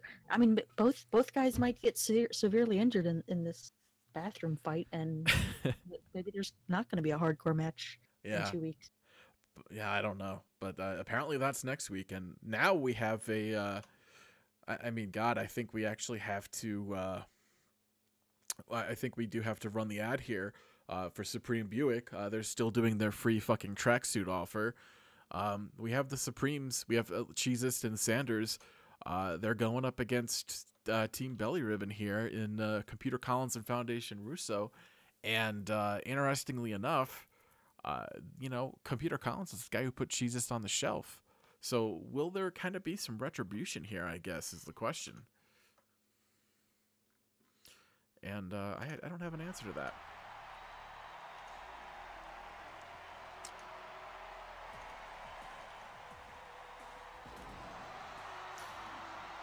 Yeah, there's a lot of weird stuff going on with sandwiches around these parts now, but I mean, I I've don't got to know. imagine Russo and the Supremes are a little distracted. I mean, the Flyers are in the NHL playoffs. The 76ers are in the NBA playoffs. You know, they might be a little distracted with some sports that, you know, they can heckle people, you know, throw things at opposing fans and Yeah. opposing players and fellow, you know, Philadelphia fans and players. Yeah, I mean, I don't know. I mean, we know that Foundation is a huge fan of his local sports teams. Jesus has never really shown an affinity for it, but man, we're getting right to it. He's starting off against Computer, and man, I don't know what's gonna happen here. He clearly has no fear of the man who has injured him, and he probably should. Yeah, I mean, this guy knocked him out cold, and he was in the hospital. I mean, look, he starts off just battering. I mean, this is crazy. It's not even a minute in, he's battering him. I mean, it's interesting to note that Sanders and Cheesist were the tag team contenders when Beichel sent the wrong team out for the wrong match, and we stuck with it. Yeah. Classic Beichel mix-up. Yeah. And I mean, wasn't that the match that Jesus did get hurt in? It was. That was actually the match that he got hurt in. So, I mean, in all likelihood, you know, I believe that was the same night that Philly and Hero beat the alt-right. That's the night that they became the tag team champions. Yeah. So it's like you really have to wonder. I mean, you know, Hero's out here right now wearing his tracksuit. You know, you got to wonder if at some point when Cheesist is back up and running and had a few matches, will there be a challenge? And if so, you know, will the Supreme family and Sanders have to fight? I mean, I hope for their sake they don't, just because. Yeah. You know, that those relationships are strained in various awkward positions enough. Yeah, I don't know. I agree, Chainsaw. It's good that Jesus is actually wearing pants and not a hospital gown. Yeah, we've seen him. He showed up at March Sadness. He escaped his hospital bed, was wearing his hospital gown.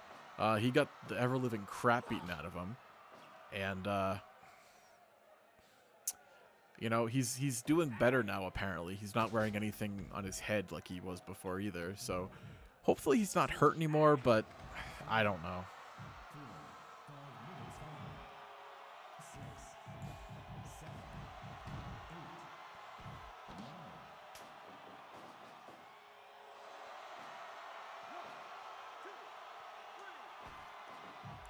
I mean, we do have... I will have let post the injured list now.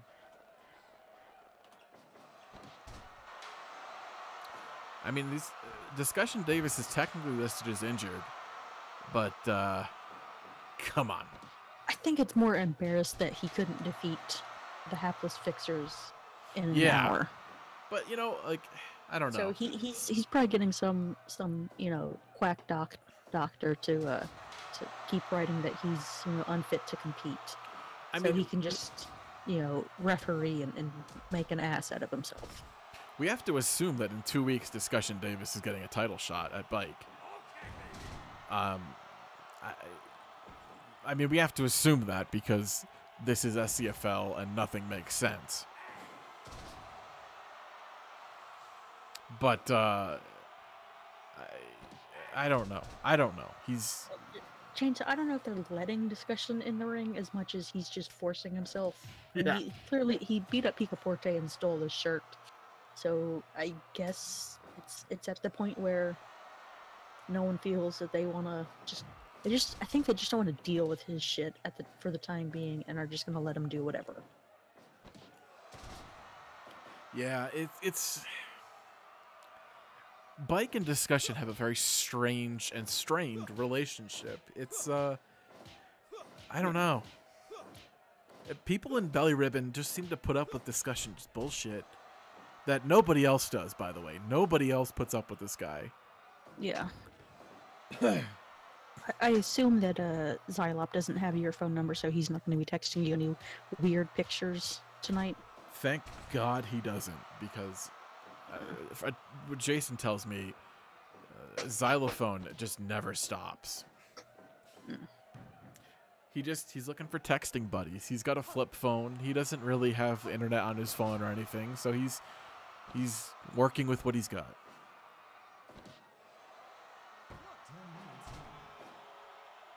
I mean, it's just such a sad existence. It is.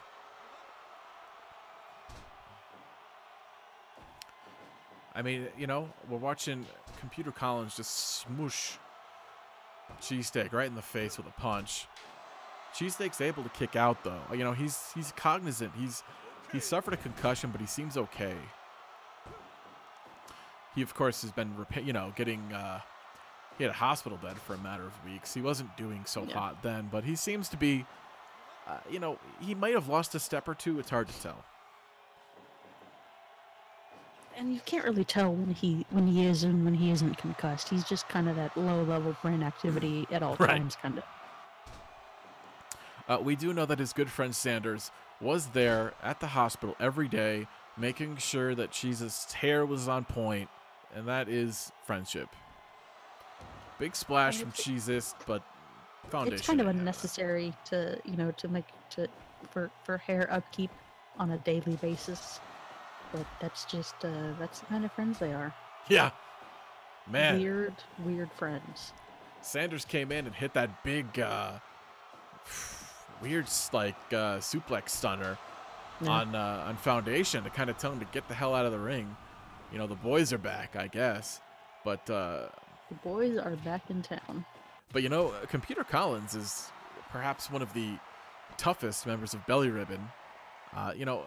I would probably argue that if anybody were to deserve title shots, you'd be looking at like a guy like Computer Collins who's been on a roll, or even a guy like Philly, and instead we're doing this weird Belly Ribbon dance over here with discussion and Bike. Yeah, I mean, I think if Computer wasn't so obsessed with just pummeling the Supreme family, and, he's not without reason, I suppose, for what they did to his father. But if he could just focus on the title, he'd be a champ in probably a matter of, weeks of gunning for that title shot. Yeah.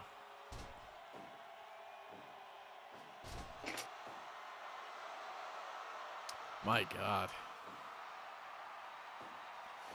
Sanders is doing a lot of the heavy lifting here.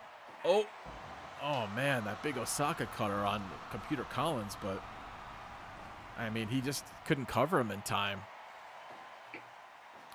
He's trying here. He's going up top. 450 splash. And then he falls on a cane, and I think he's bleeding now. This is the most Sanders thing. And he tries to pin him right next to Foundation. I mean, come on. I'm just glad that, oh goodness, I'm glad Sanders is doing okay, because I know Foundation, put him away with that suplex in a cage match, or I guess an MMA match last week, and I thought he was going to be a little worse for wear, but he seems to be okay this week. Yeah. Oof. Oh, 2.9. You don't want to mess with Computer Collins at all. No. Man, I feel like Jesus came in and just kind of flubbed things up. He didn't really fix anything. I mean, that's kind of to be expected, I feel, from Jesus. Whoa, what an exchange. These two are killing each other. Sanders is holding his own. I'm shocked. Oh. Sanders, he just can't keep Computer Collins down. It's pretty uncanny. He went for it again. And Computer is just... wow, he mimes that Sanders stinks and then punches him in the back of the head. 2. Oh, only a 2 count there. Ridiculous. Foundation with an elbow for his troubles before he leaves the ring. Then Computer with an elbow to the back of the head. This is what happens is Sanders gets isolated and people start pounding on him. I have to give a lot of credit to Hero for for not intervening on his nephew and nephew's good friend's behalf tonight. I know Hero for all the stuff he talks about Jesus and Sanders. He does care deeply about Jesus as we saw during March Sadness. Oh yeah, he raised Jesus, as his uncle, and I guess Sanders is kind of his ward now. I mean, granted, Sanders is old enough to be living on his own, but these guys are not exactly, Well, I mean, even if they were capable in terms of social and life skills, I mean, the economy is kind of bad, and getting paid bare minimum from Michael Bianca is you're not doing great. But I do like the fact that we've just full on accepted that he is Jesus now. We don't really call him cheesesteak that much. Well, he's I think Sanders has a little cut open up, but he didn't even go for the pin after his move there. He just did a backflip. I'm not sure what he's trying to do. Foundation Russo is an incredibly tough man. Yeah. He's hit about, I feel like 15 of those, suplex stunners or backflip stunners or whatever. Like the Osaka cutter thing. Like, he just keeps doing it, and it's just, he's not thinking straight. Oh, big spear by Foundation. 1, 2, 2.9. He barely gets out of it.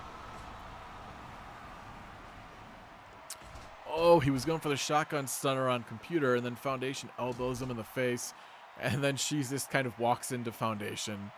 This is about where he's at right now. He's still not exactly healthy, I don't think. Oh no, it's pretty bad. Sanders, once again, with that Osaka cutter, he needs to go for the goddamn pin, and he doesn't. He's just, you can almost hear Hero flipping out at ringside. Yeah, I'm sure win, lose, or draw, he's gonna have a long chat with the boys tonight. Big punches. Oh god, Foundation's got the full Nelson applied. This is not looking good. Wow, he let him go. He has something else in store for him here.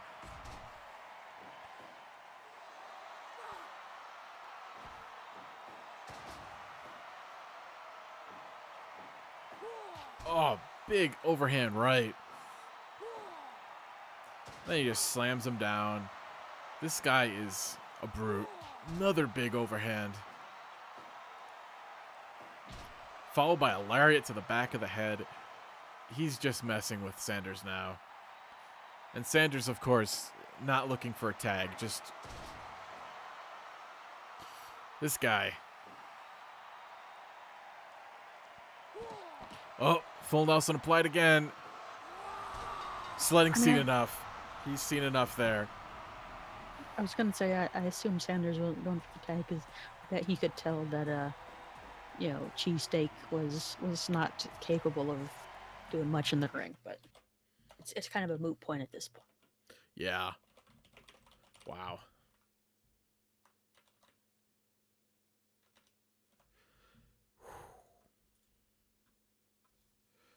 I mean, that was... My God. That's the definition of a beatdown. Yeah. So, yeah. We're looking back here to Picaporte and discussion fighting in the food place last week, which is how we ended up with discussion as a referee somehow. I don't necessarily get it, but I don't know. You know, the Supremes, they came up short there. Yeah. Tough break for those guys. I'm a big fan of the whole group. You know, I mean, they mean well, and I think that's an important thing in this day and age, especially when you consider all of the weird stuff that happens in this league. They mean well. Yeah.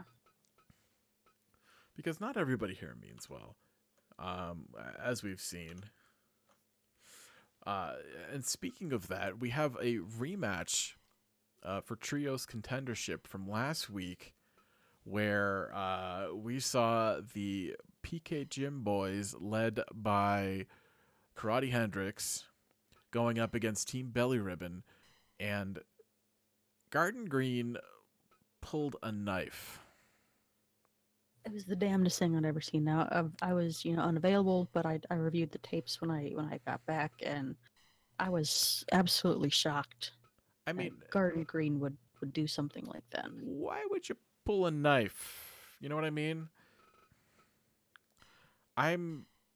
It was pretty weird, pretty disturbing, and I don't know. It was... I don't quite know how to explain what happened, you know? It did happen. I don't know. These guys are... I wonder if that vegan diet for so many years has done something to Garden. I mean, he pulled a knife on,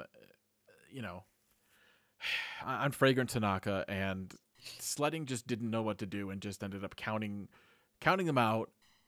It was... I don't know. I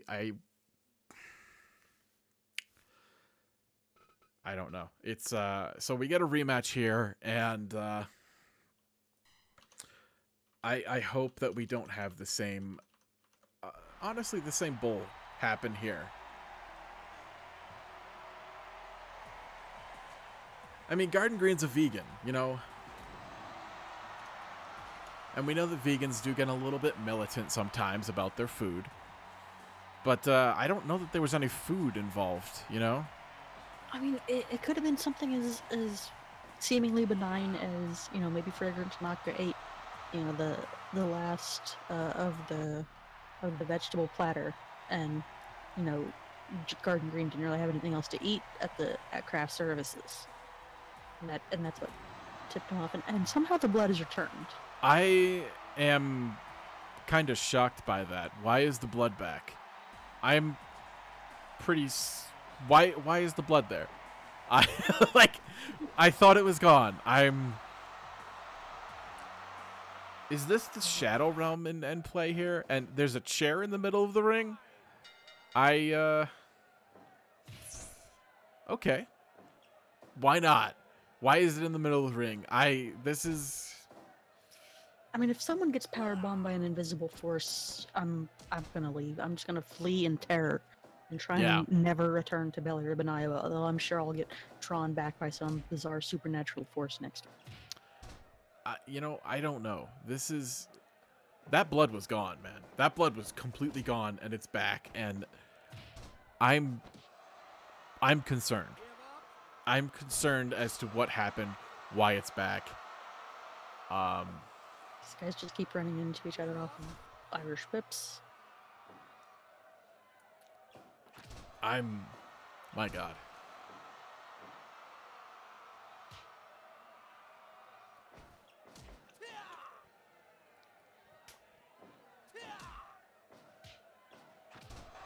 Ooh. And you know, I appreciate that Picaporte is refereeing this match because Sledding apparently didn't have the wherewithal last week to actually give a... you know, I don't know what happened last week. I don't know why he decided to end the match. But the shirtless Picaporte's here, and... I mean, it's so weird considering, you know, we've seen Ichabod break out a razor on several occasions, trying to, you know, take away someone's facial hair. And, you know, Sledding has not really batted an eyelid, but suddenly, you know, Garden Green pulls a knife out, and Sledding goes haywire. Yeah, I don't get it.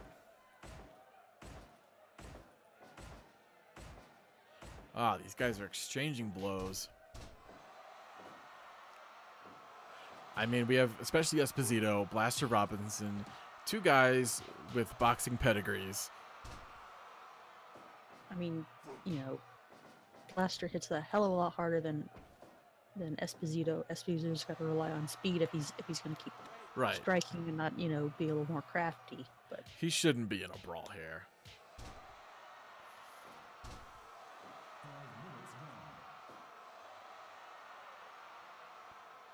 You know, one would think maybe Picaporte could paint on himself, but like we're seeing with this ring, I don't know. I mean, the blood disappeared and it came back, and I'm concerned about these people.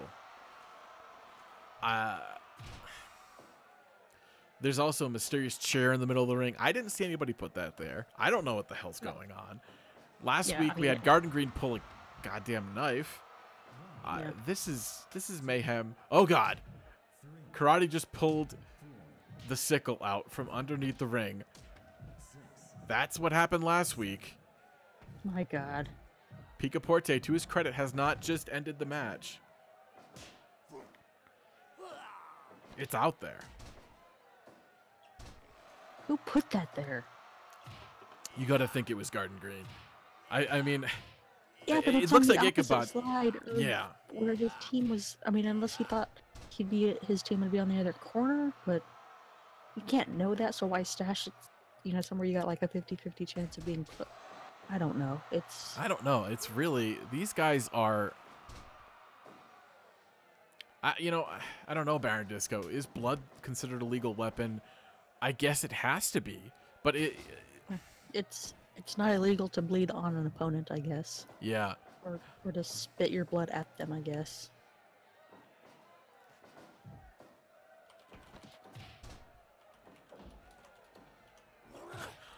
Let Loose seems perturbed at the blood. I think he thought he cleaned it up, but it's there, man. It's there. You know, I mean, here we go with Fragrant and Garden Green with the sling blade on him. You know, at least it wasn't an actual blade. Yeah, I was gonna say that's the wrestling move, and not the thing that the main character in the Billy Bob Thornton movie used to kill someone. Ugh. I get if Walter does that move, does he call it a geyser blade? I don't know. I don't think he could. He's kind of big for it, but that's neither here nor there because he is. Well, he's not here, but he is not there. Big lariat. I lost the train of that. Yeah, you definitely did, but I think it was that big lariat that Blaster hit. I mean that shook this damn ring. He's a big guy, yeah. You know. We don't see a lot of him, but yeah, not outside of, you know, the MMA, the gruesome fighting. It's few and far between that he's actually in straight up wrestling matches, at least as far as I can recall. Yeah, I mean he's going for a rest hold here. But I think everything he does hurts. This guy is You know, he's a former stage manager. You know, he used to be in the music business, only on like a small local level. And you know, I think it was Milwaukee actually. I don't, you know, I'd have to look at his spec sheet, but you know, this Check guy, out his official trading card. yeah, that's gonna be a T-shirt, just like everything else. Yeah. Team Belly Ribbon working well together.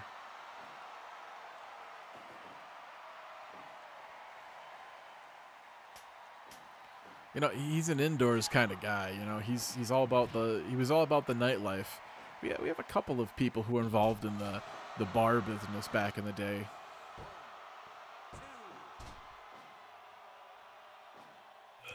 Karate Hendrix. Oh, God, I thought Esposito went to the Shadow Realm. He looked stuck for a moment. Yeah, it wouldn't have surprised me very much. We've had a weird night. Yeah. Big Maybe, 1-2. maybe what we don't realize is every week Jason puts down some counter spells to protect us all, and that's that you know could be. reappearing blood. Oh my God. You know, magically appearing chairs. You know, Karate Hendrix was the winner of March Sadness, the one-night 32-man tournament.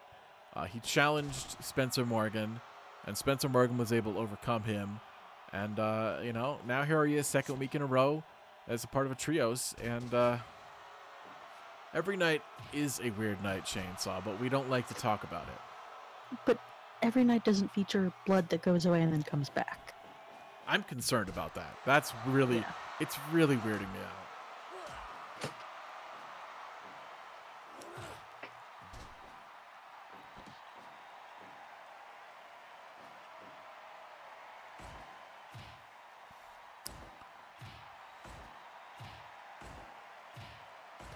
Punch, kick, punch, kick, punch, kick. These guys are going at it.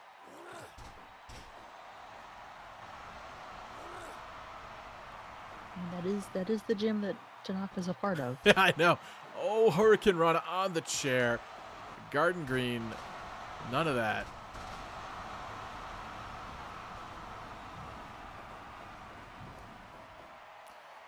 Going for the pin. Only a 2. I don't even know why he went for a pin there, but Just a mess of dudes in the ring. oh, double gun taunt, followed by a running kick to the face. That's the oof, and an axe kick. Reagan Tanaka on a roll here. He tosses him out of the ring. He looks like he was going for something. Then Garden Green with a giant punch rush. Oh my God.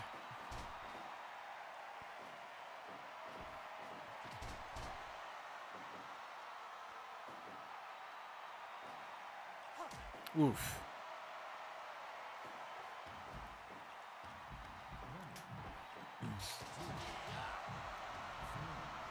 Uh-oh, we've got the sickle in play. Oh God, not again. So there were multiple knives Apparently. hidden. I guess Garden Green really did plan for everything and just littered the underside of the ring with knives. Apparently, these guys. I mean, I think both teams brought knives, and this is like the West Side Story here. I mean, it was a regular match, and then one person breaks out a knife, so then everyone has to start carrying knives. And This is ridiculous. These guys. I mean, this is Belly Ribbon versus, you know, Baby Hayes' gym. Like, this shouldn't be this heated. Oh, big spinning lariat. 2. Garden Green with a save. Oof. Karate Hendrix with the receipt on the way out for especially Esposito there. Yeah, always bring a knife to a knife fight. I definitely agree with that logic. Big splash in the middle. One. It's a good counter, and 2. It doesn't escalate things too bad. Oh! That did it. Wow. Ito was trying to break that up.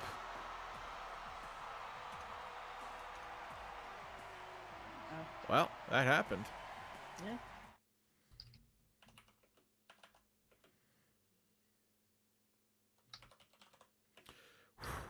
That was pretty intense.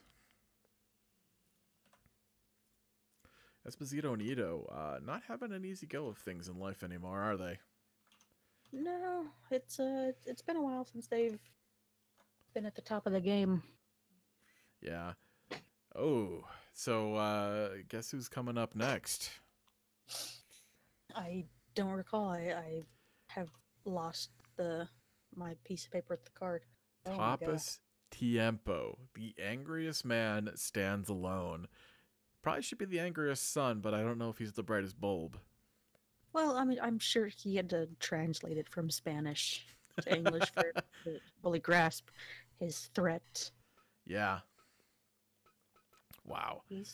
I don't know whose puka shell that is. I mean, I know he ripped. Oh god, he ripped Turgid's off last week. Very very blatantly. He's going for more. I think I did hear that Fortran Cobalt, who he brutalized at March Sadness, is actually coming back off of injury and might be wanting to challenge him in 2 weeks. I'm not sure though. I mean, honestly, that we need that. We need that sort of closure. Fortran needs to be the guy to stop this madness. This is madness. And, he's going after Gordon Kuntz tonight, and I don't know. I mean, Gordon's in Sons of Anger, but I mean, when's the last time you remember seeing him? Right. This is like, is he just picking off the weak members? I like Turgid's decent, Earl Von Trell, who he beat I think a week before, is pretty okay, but like there's kind of a reason we don't see Gordon Kuntz very often. Right. I don't know. I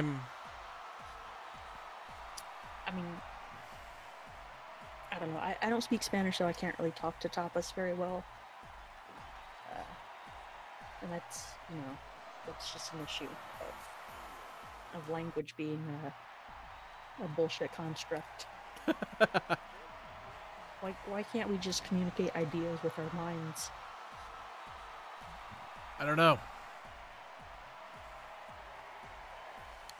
But man, I feel like Gordon Kuntz is kind of lamb to the slaughter right now. Yeah. I don't think he knows what he's getting himself into. I mean, he's got to have a lot of ring rust. It's been a while. Tapas is just on a roll, just tearing through guys. Yeah, he is pretty brutal. This is.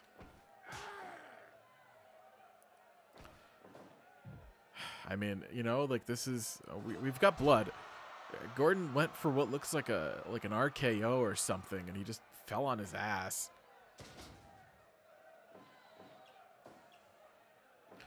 I mean, he's got to be. Wow, he pulled guard on him, and now he's going for a triangle. I guess. I mean, I know he's dabbled in jiu-jitsu, but I guess he figures, the one place you can't get pummeled with lariats is on your back. I guess, but it's. Is Tapas letting this happen? Is he toying around with his prey a little bit? I don't. Oh, we got a knife. when you see, I was gonna say when you see a guy jump at the air and hit nothing, you kind of let him do what he wants. But now that he's brought that blade out, I have a feeling Tapas is gonna ramp things up. Yeah. Whew. But I mean, Tapas has he doesn't have the strongest legs. He's had injuries in his past, and if Gordon's good on the ground, if he can go for a knee bar or a heel hook or something, he could catch a flash submission. Gordon, he's kind of going for broke here. Tapas has him down. He's just stomping on him. This is. Will he claim another set of puka shells tonight?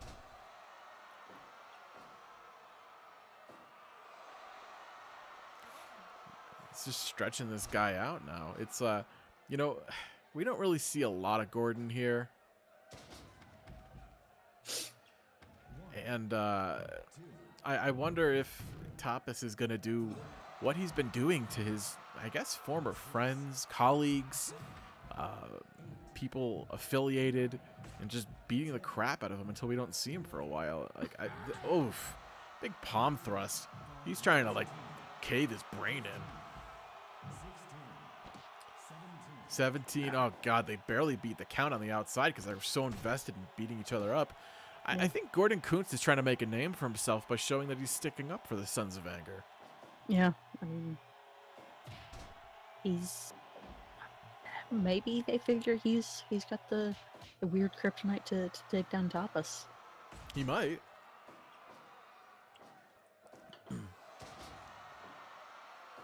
But then again, he might not. I don't know. Yeah. Tapas going for a pin. 2. Nah, way too. He hasn't even hit a lariat yet. Oh, there's one. Oh my God. And he's just stomping on him. Goes for a La Magistral cradle there. 2. No. Too close to the ropes, I think.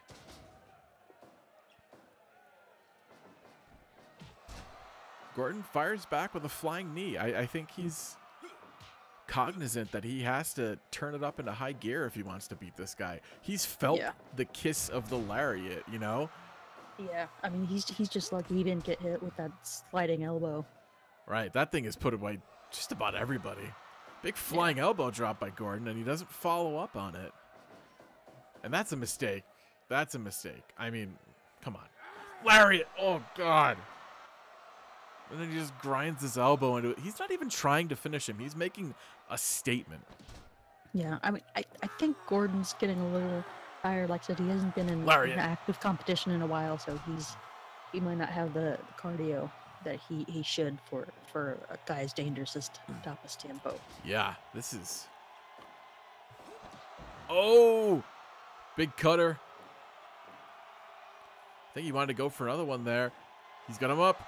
Oh, complete dust. 1, 2. Tapas is still in this. Very much so. Gordon's looking tired. He blew his wad there. Power bomb on Gordon. Oh, God.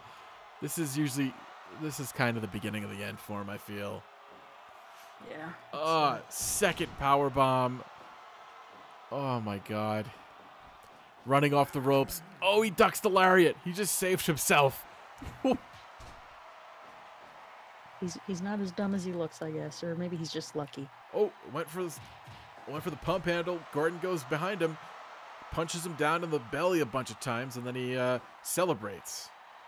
You shouldn't be celebrating. You haven't won the match. Oh, short arm lariat, and he's going for a third power bomb. Oh, God. Now he's trying to stand toe-to-toe with Tapas.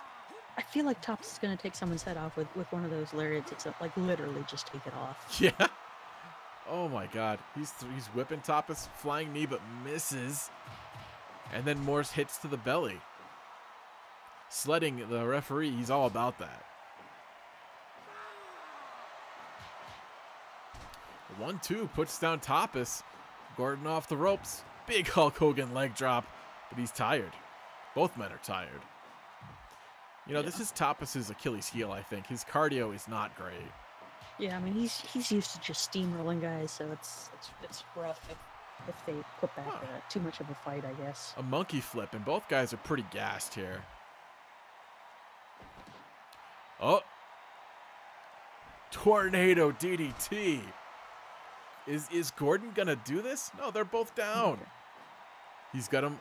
He's got him up in that rack. The Canadian backbreaker. He is Canadian after all. Yeah, but he was too tired to keep him up there. Tapas whips, tosses him. He's calling for the end. He's taking a breather here.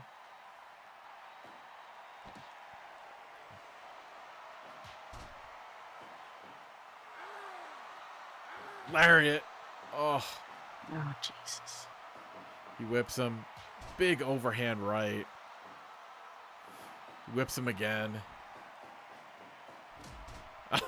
He just stood there while he ran into him. These guys are tired. Oh, torture rack. Oh, he drapes him over his knee. If these guys were even remotely anywhere near acquaintances before, I don't think that it's going to carry over after this match. Absolutely not. Lariat. Looks like he's dying. Gordon is fighting back a little bit. Gordon, he was going to get pinned, and he was able to push him out of the way. Oh man, he hit that roll through Samoan drop, but he's on the ropes. He's trying here. Yeah, it's so easy for Tapas just to hit one big shot and end someone's night. Or life. We've talked about, a lariat of his own from Gordon. He's going to the top rope. Elbow drop again.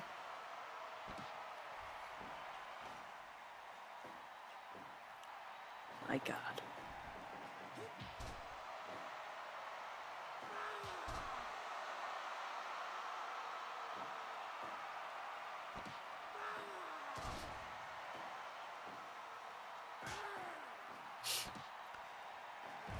That Canadian Rocky Mountain Buster again. Follows up with the backdrop suplex.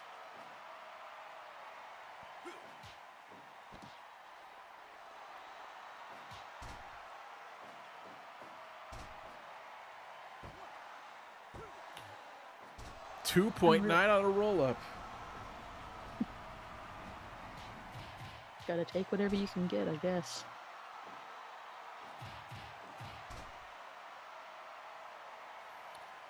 Ugh. That punch flurry was gnarly. Yeah. I'm really surprised because I've seen Tapas hit, several of those sliding forearms, and he hasn't even gone for it once. I know he's tired. I know, Gordon's putting up a hell of a fight, but I figured he'd just say screw it and go for one on the chances that it puts him away. Yeah. I mean, we're pushing 20 minutes here. I'm impressed with Gordon. Absolutely.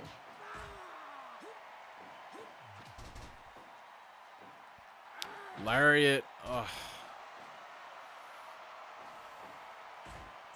These guys are tired. Just drops him. He's calling for the finish. It's time to put this guy away, Tapas. If you're gonna do it, do it. Ugh, goes for a headlock, gets suplexed.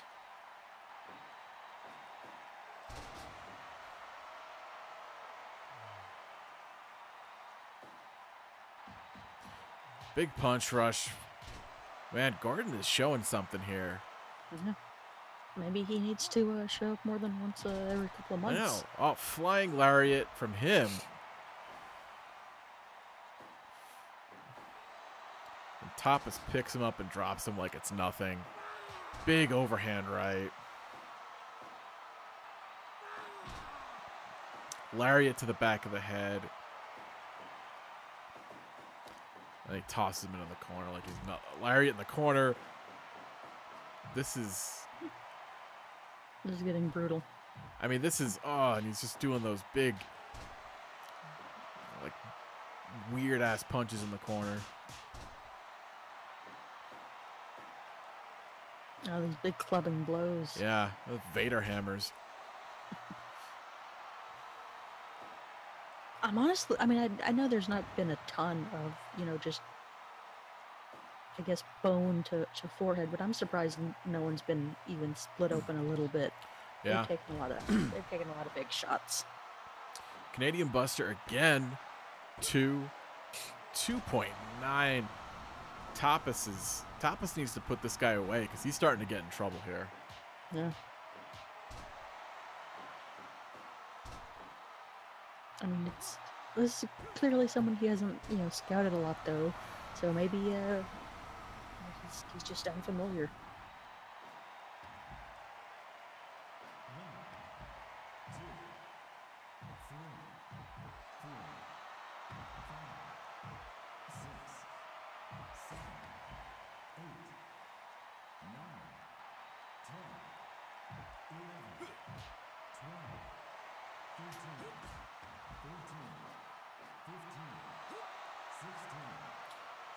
My God.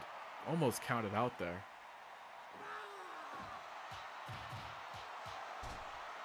Incredible. And if that would have stopped Tapas' streak, that would have been such a letdown. Oh. Wow. That was nasty. That forearm to knock him out of the ring was insane.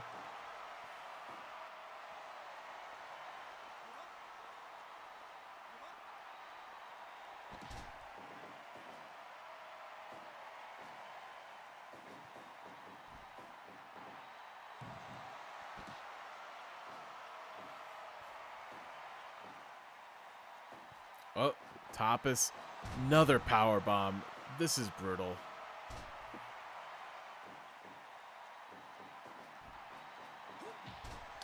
Gordon with a lariat of his own. He's really, he's trying to put him away. Yeah. He's trying to make a name for himself. We haven't seen anybody go this long with Tapas. No. That might be the worst option to prolong this. Yeah. I mean, I saw earlier, he took a shot and just rolled around clutching his head for a while before he crawled back to a standing position. 1, 2. No, the roll up couldn't do it. There's heart here. Oh, lariat. Sliding elbow. And he pops right back up. And then with a European uppercut, puts Tapas down. He's going up top. Diving elbow misses. This is getting heated. I don't know why Tapas didn't go for the full running sliding elbow. He just kind of, made a little bit of space. I guess he was that desperate that he found one small opportunity. Big punch combo by Tapas. Big overhand. He's got to go for a pin at some point here.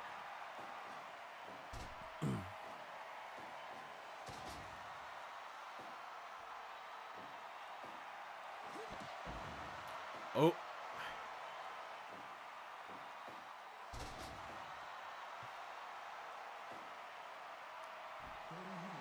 Another elbow. We're 30 minutes into this. This is insanity.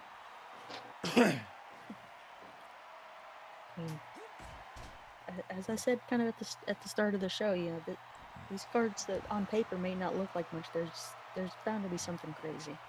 I mean, this is... I wrote Gordon off as, a guy that might last 10 minutes, and he's pushing Tapas to the limit. This is crazy. I don't know if there's any time limit in this match. I didn't expect that. I think it might be 60, but... My God.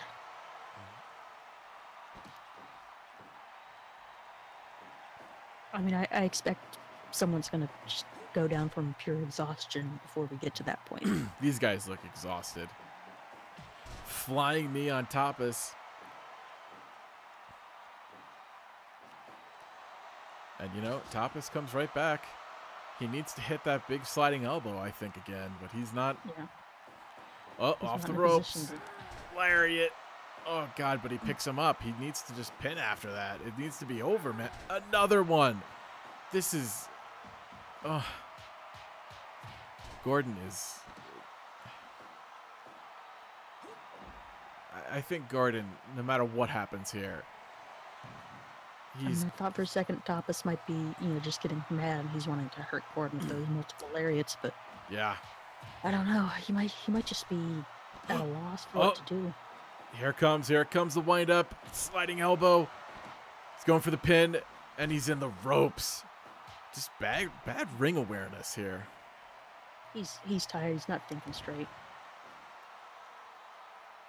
It didn't look like Kuntz was anywhere near the ropes to me, but... Well, Sledding's trying to Tapas prove his worth as a referee here. Maybe Tapas's foot was under the ropes, which is illegal. I don't know. Yeah. Tapas. Shoulder block. Okay.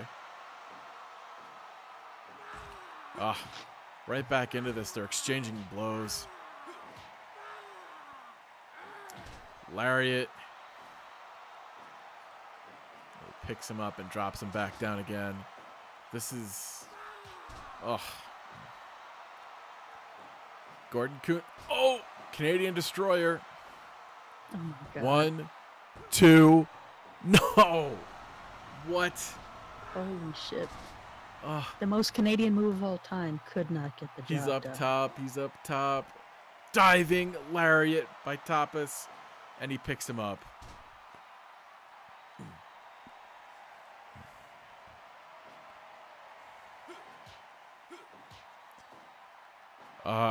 Power bomb. This is somebody. I mean, we're going to need a stretcher for this guy. Torture rack. That's it. Oh my God. Jesus Christ. You know, he didn't give up those puka shells easily, did he? No. Dear God.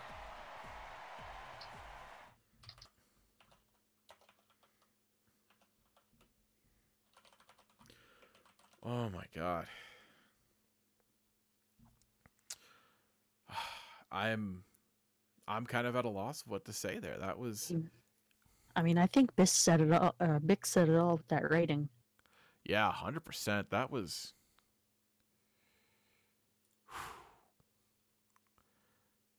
That was... Wow. He got taken to the limit, the absolute limit. He did. Like, I mean, Jesus Christ. I think we all need to decompress for a I know. minute. It's like, I'm like, it's just like, how do you even... I don't know. How do you even consider this? We have everybody's favorite coming up now. Miles Manhoof. Miles, by God, Manhoof. That guy, I mean, you know, I got to give it up for Jox too. Jox is a pretty solid partner to have. He's been going to the mat for him in every step of the way. I mean, you know, he was really instrumental in Miles, you know, winning last week. I mean, Federal Bell had 3 guys in his corner. Miles just had 1, and you know, Jacques, you know, he interfered enough to kind of keep the alt-rights, you know, on their toes, and Miles ended up winning. It's of course we would prefer that no one interferes, including Mama Dinner, but you know, that's, I don't know if that's ever going to happen when... You know, I think we're all just so adjusted to Mama Dinner, like, being around, that it's really not that big of a deal, but... True. But, you know, she should be, you know, she's got to think about the rules here. I mean, I wonder if we'll ever see her in a ring, in actual competition. That is an entirely plausible thing that could happen.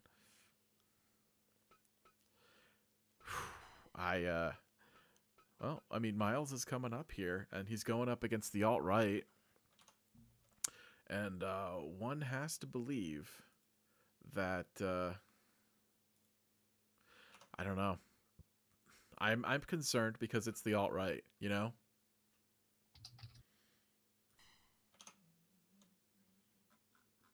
Yeah, I mean, even it's a tag match, but I'm sure all 4 of the alt-right are going to be out. Just because they're such shitty little twerps. Yeah.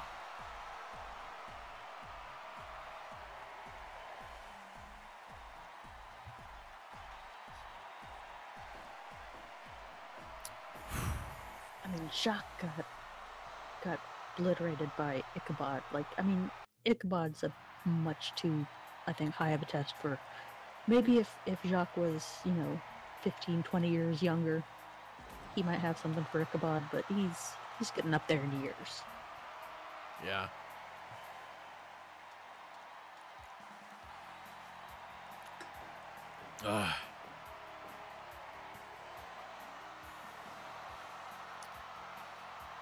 Federal Bell and Pyotr Petrov, former World Tag Team Champions,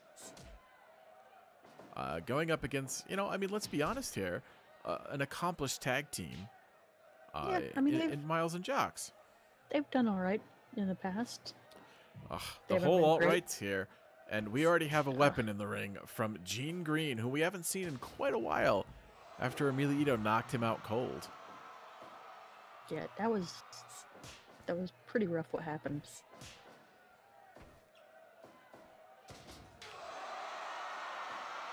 But I mean, Jacques is a crafty veteran. I mean, he's been in combat sports in one form or another for, you know, I would say probably 30 years. Like 100 years. This guy's old. Well, I was trying to be a little nice, but yeah, I mean, he's probably been kickboxing for 30 years and wrestling for a 30 on top of that somehow. Like not concurrently, just separate 30-year stretches of kickboxing and wrestling. Yeah, I mean, that doesn't surprise me one bit. He looks it. I mean, but in the ring, that's all that really matters. And, he's been pretty impressive, I think. Oh, sounds like someone's got a carbonated beverage. Oh, yeah. Oh, God, light tube blown up. It's for matches like this, the alt-right. I mean, we've already feeling their involvement here. Yeah. I mean, Sledding was making no effort to force Petrov out of the ring after that tag. It's yeah. And we've had several weapons in already. It didn't last long before it started getting ridiculous.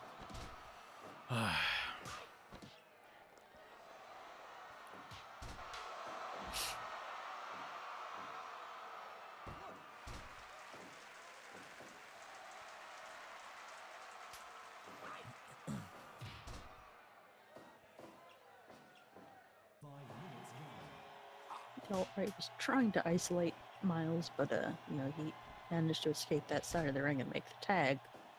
But Jacques should be really easing more into the mentor role instead of the active competitor role. Yeah, I mean, just dragged him over the light tube and blew it up. The alt-right is trying to keep Jocks and Miles on the mat and hurt. And it's... We saw one light tube break already, so in the time it took for Miles to head to the other side of the ring and tag in Jacques, someone, I assume Ichabod, threw another light tube into the ring. Yeah, these guys are pretty terrible. I don't understand why so much stuff is just sitting under the ring all the time. I don't know. I mean, I realize it's kind of just placed there for our hardcore matches, but, I mean, you'd think they would be, like, kind of taken out when we don't have a hardcore match, but... Right. I mean, that would require more effort on behalf of the Fixers. And the Fixers are... I mean, let's be real here. These guys kind of get lost. I think I just saw a knife get slid into the ring. Oh, God. I mean, we've seen Ichabod use those sickles to try to shave. I mean, he shaved off Bike's mustache, Sledding's. I can't remember if there was anybody else. He tried. He tried on boxing. I think he tried it on boxing. I know last week he tried it on Jacques. Yeah.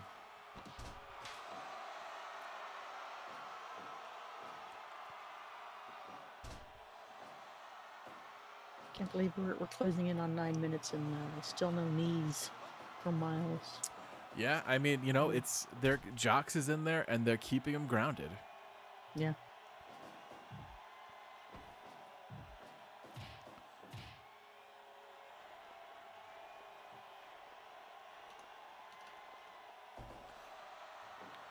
I mean, the crowd, they feel a little bit deflated. I think they know that this is... Never mind. Miles gets tagged in. This crowd knows what's about to happen, I think. Oh! Codebreaker immediately. Goes for a flying knee. The type of knees. Federal Bell wants nothing to do with this. Tags Petrov. Miles goes for the knee, and then Petrov gets saved. There's some knees to the face. Nice.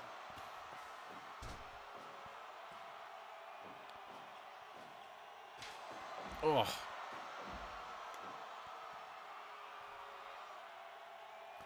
Miles is smart. He backs off when Petrov starts to get going.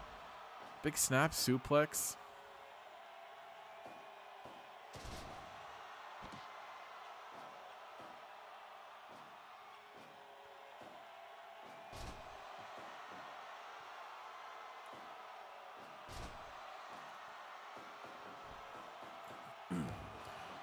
Big King Kong knee drop running off the ropes there.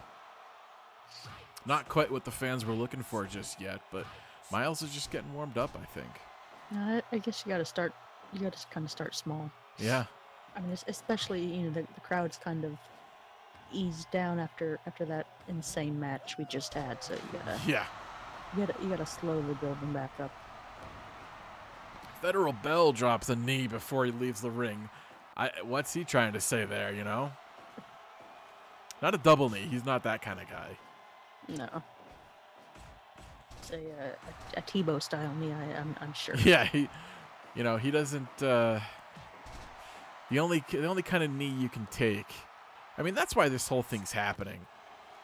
Ichabod is upset that Miles, I guess, throws popular. knees. He's upset that he's popular. His excuse is something about kneeling and the anthem. But let's be honest here, that's a load of shit. We don't play the anthem before Right. shows. I've never seen like that image the alt-right has passed around is clearly photoshopped. Oh yeah.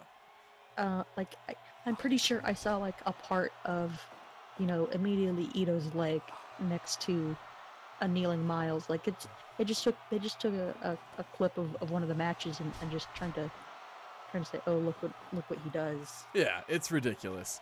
And Ichabod up on the friggin' apron here, while his boys are going to town. My God, they're beating the crap out of Jocks. My God. I'm really surprised Miles isn't trying to help. It's kind of. Miles is in now. That's for sure. But Petrov. Okay. Petrov kind of goofed up there, I think.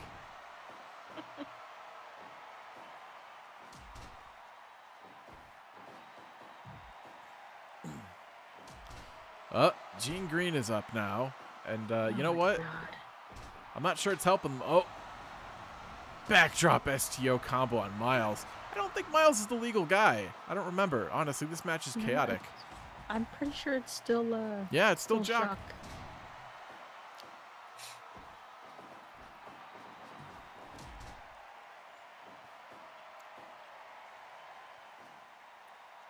Yeah, I'm pretty sure it's Jock and Petrov. Yeah. Big low blow. And he salutes the flag.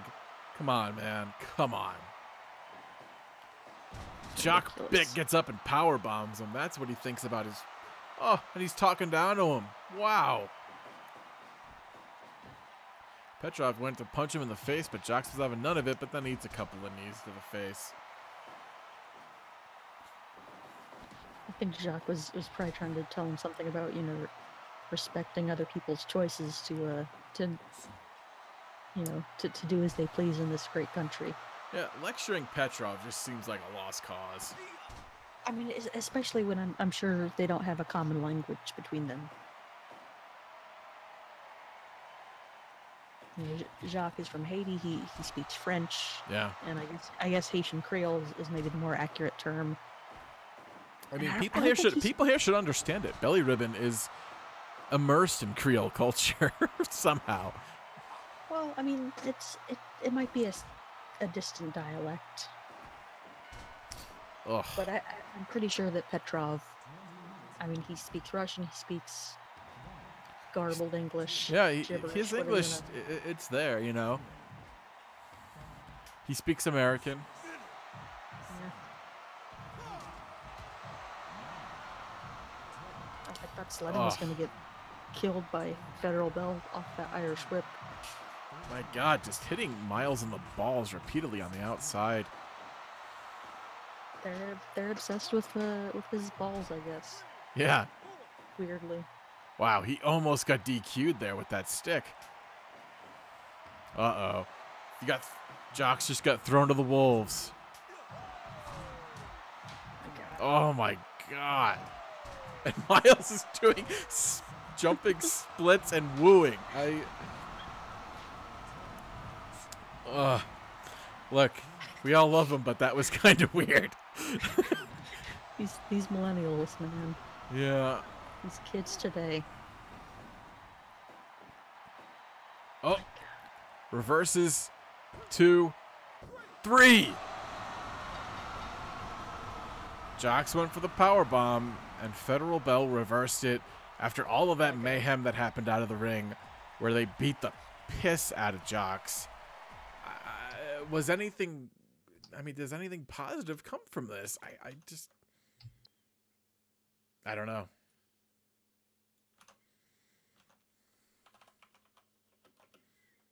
I mean, I guess it shows that Miles and Jacques need some friends, because clearly they were outnumbered. I mean, they were very clearly outnumbered. I mean, that was pretty terrible. Yeah.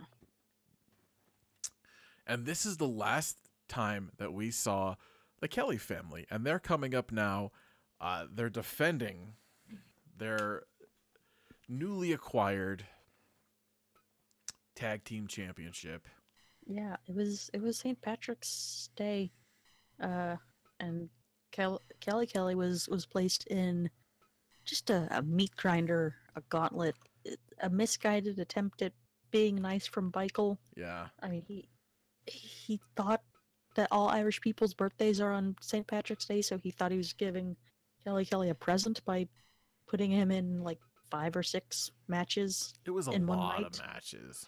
It was basically every title available, just about. And somehow, some way, Kelly and his large blonde son Mickey managed to win. Pardon me, the hardcore tag titles in a brutal match that went. I think it was something like almost 40 minutes. It was pretty incredible. I mean, they were badly beaten. You know, Mickey's weird latex bodysuit was torn asunder as he absconded with his but severely brain damaged father. Who would this picture's from Kelly after he had been defeated in a last man standing match against by Bike in the main event for the world title, and so Mickey took his severely injured dad and ran off into the sunset, even though I guess it was the sunrise. It was that early. The night had gone on that long that it was the sunrise in Iowa. And, yeah. We haven't seen, other than last week when Kelly, still concussed, I assume, or concussed again, started causing a ruckus at a bus stop. Yeah, we can see that here. Bench. For some reason, made that call to go attack a bus stop of all places. I don't get it. I don't think we're supposed to get it, to be honest with you. No. I mean, I know they're having a hardcore tag match. I hope Mickey will have been able to get Kelly into his ring gear, and it's not just another weird underpants night. We've had enough guys in just awkward clothes, right? So far. So hopefully Kelly's wearing boots. Is my hope for tonight. I sure hope so, because these guys, man. And Sledding is wearing his tuxedo.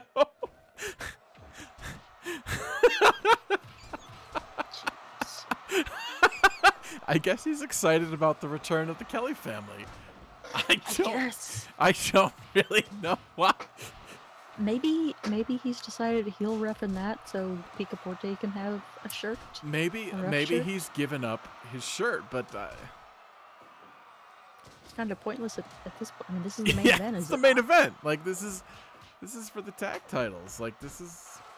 We've got the Kellys, Mickey in his green bodysuit, Kelly in his, pant or shorts and blue boots, and then facing them are Ricky Robinson in the black and yellow, and Puncho Baggins in the jorts and large black penis tattoo. Yeah. Is he trying to impress Mama Dinner? Oh my god. Is that Tag what might be this right. is? Is he trying to impress Mama Dinner by dressing in his best? I mean, we didn't see him for a couple of matches, I think. Is that what he's been doing? Is changing into his tuxedo? I mean, that probably makes sense, I guess.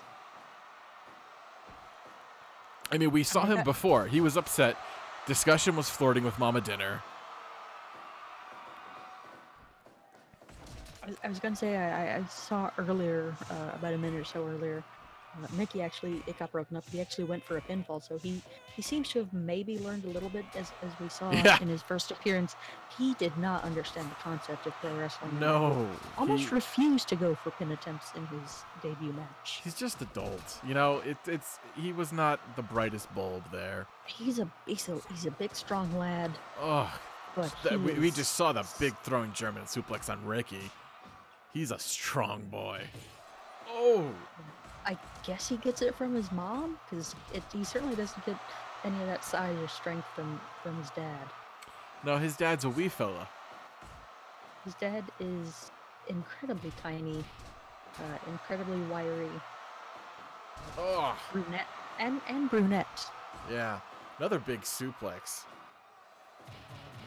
God, the clubbing blows. I mean, just everything Mickey does is.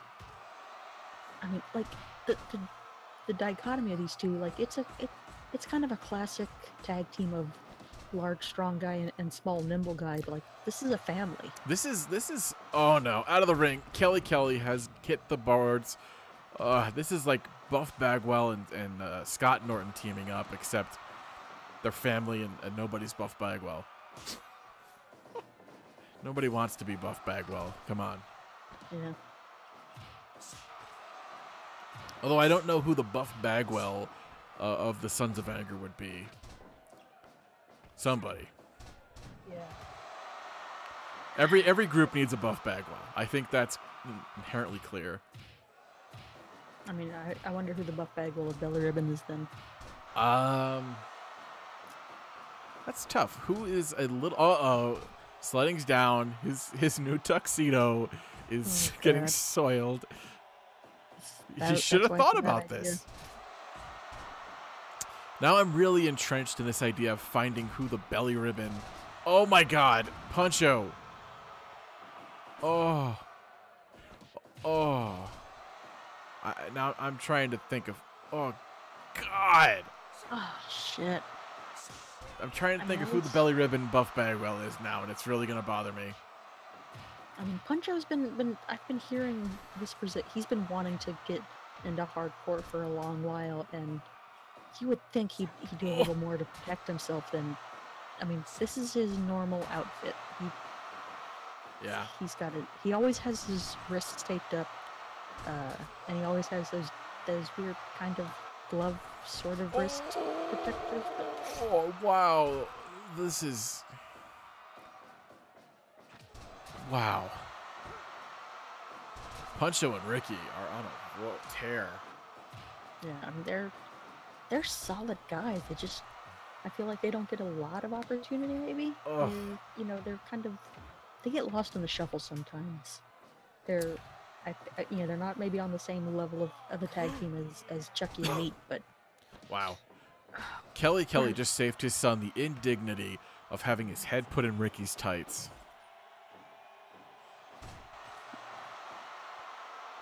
I didn't realize Ricky liked them that big. I guess so. I'm noticing these guys are just adding to the pools of blood in this ring. Yeah, this is pretty brutal. Whoa! Kelly! He hit that big kick combo on him there.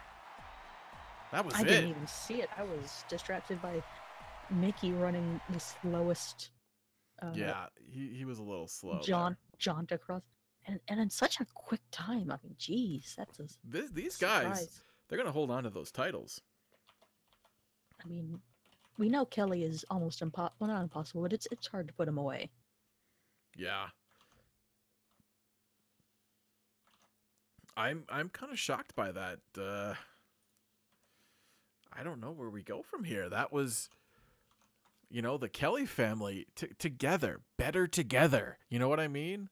Yeah, and I mean it's so weird considering Kelly basically refused, or he didn't want his son competing in the ring, and No. they've hit it off as hardcore champions. Wow. I mean, that's a lot of weird stuff that we had to deal with tonight, and that the Kelly family just put an exclamation point on the whole thing by putting away Puncho and Ricky. I think Puncho, he showed a lot of hardcore stuff in there. Ricky, I don't know. He got pretty beaten up. Ricky's content to gyrate and do weird sex things to distract opponents. I don't know if he's built for hardcore. Yeah.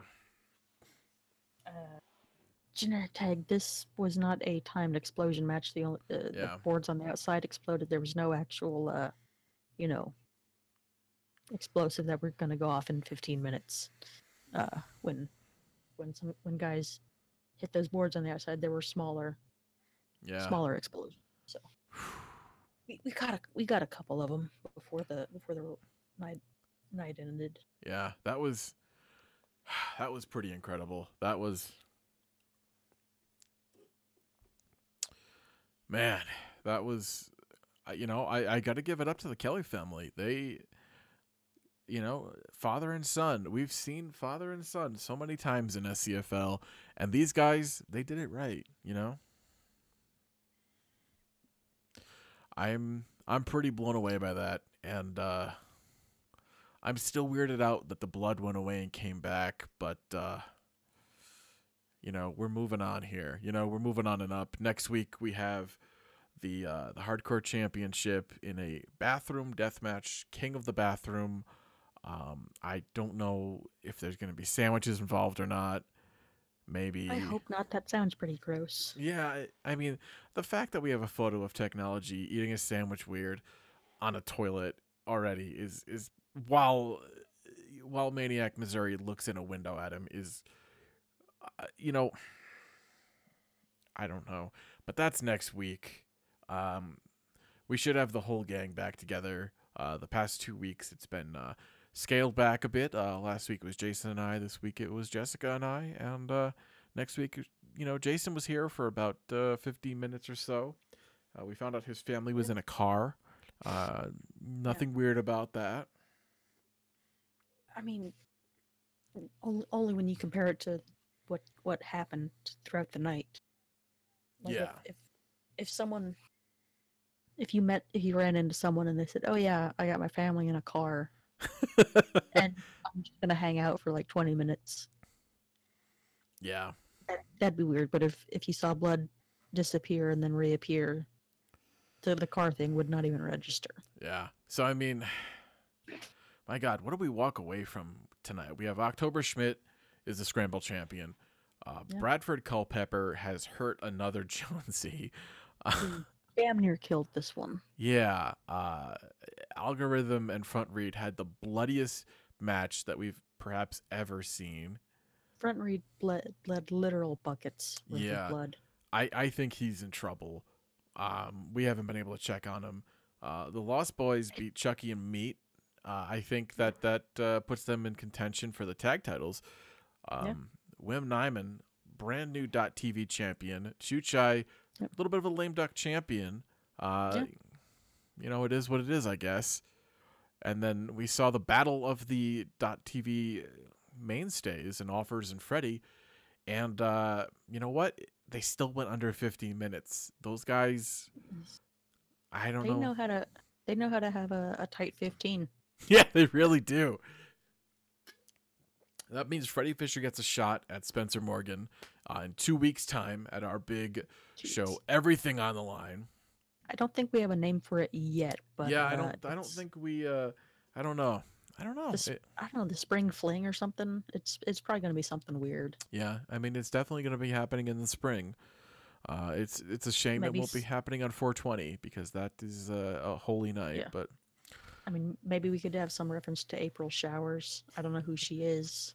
I don't know, and we probably, the guys in the league, they don't ever see a woman outside of Mama Dinner. So, Yeah. I mean, as we saw tonight, Mama Dinner is apparently irresistible because Giovanni At least fought. a men in striped shirts. Yeah, referees seem to dig her, man. Giovanni ended up pinning Wigwam in just shy of 20 minutes, but not without some weird stuff happening. We had Mama Dinner was there, and Discussion was the referee, and Sledding was not happy about it. We have literally referee feud going on right now. This is the world we're living in. It's bizarre and terrible. Yeah. What else did we see? We saw Foundation and Computer Collins put away the team of Sanders Suzuki and Cheetah Supreme. Foundation once again beating up poor Sanders using the full Nelson. Sanders and him, they don't go well together, do they? No, it's kind of ridiculous at this point. All the damage that those two have inflicted, or not to inflict, but Yeah. the one-way path of damage, essentially. Right. And Jesus did not get his revenge on Computer Collins, but it is what it is. We crowned trios contenders when Blaster Robinson hit a big splash on especially Esposito. There were knives. Multiple knives. There were knives at ringside. I personally feel that Fragrant Tanaka and Garden Green, I don't think I feel like they have to have a knife match at some point because this is getting out of hand. Both teams were ready for knives. Tie their arms to each other and just blast Michael Jackson's Beat It on a loop. I would love to do that. If only we wouldn't get kicked off of Twitch for that. Yeah. Tapas Tiempo claimed another puka shell necklace, but my God, Gordon Kuntz was not ready to let him take that. He fought like a good soldier should. I mean, it's almost like we might have found a new miniature star. I feel like I feel like Gordon was hidden in scramble matches a lot, and I think now he needs to get something a little higher up. Does he get a .TV shot with that performance? I don't know. I think he definitely deserves Michael. it. Yeah, I think he deserves it. It makes sense to me, but I'm not Bike Bianchi, so. Yeah, I think Bike's just gonna dig in a hat full of names and pull someone out and say, "You fight for .TV." It's gonna be Yasanafil or something. Yeah, because that's just how his brain works. That's the Bike way. But speaking of standout stars, we saw Miles Manhoof, everybody's favorite. I don't think we got the knees tonight, did we? We didn't get a single top rope double knee from Which Miles. is crazy. Miles and Jox, great tag team, but Jox got dragged to the outside by the alt-right in their corner, beaten down without mercy. Four men him on one. And then, Jox tried to fight back. He went for a pile driver or a power bomb on Federal Bell. Federal Bell, crafty old wily vet, was able to just toss him over and pin him. And, after the beating Jox took, it makes sense to me that but my God. I mean, I don't like to give any credit to the alt-right, but if Miles would have, I know it's a bad number situation, but if he would have jumped in the fray instead of played to the crowd, I think there's a chance they could have lasted a little bit longer. I could be dead wrong, but that's that was just such a weird, like, that's such, to me, it's such a disrespectful moment for Miles to care Yeah. more about basically getting himself over than to save his own partner. Like, He's already over. He is the most over guy that we have right yeah, now in the league. People were dying for knees, and the alt-right prevented that from happening. I think that's the story I'm taking away from this. The alt-right did not let us get our knee fix, and and hopefully that's remedied.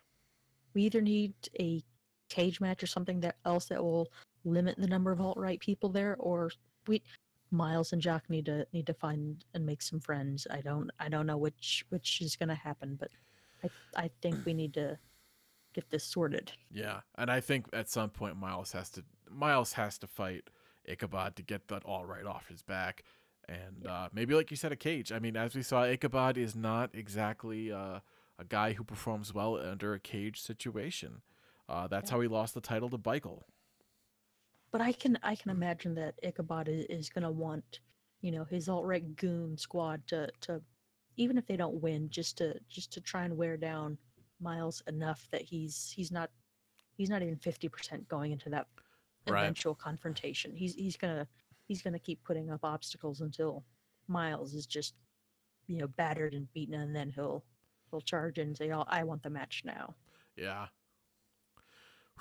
I mean, and then, I mean, I think something has to give here, and then, my God, the Kelly family made their return, and boy, oh boy, did they ever! They did it. You know what I mean? Yeah, I was certainly surprised. I mean, I know Ricky and I mean, like I said, Ricky not so much. Pancho definitely said he wants to jump headfirst into hardcore, but I just figured the Kellys.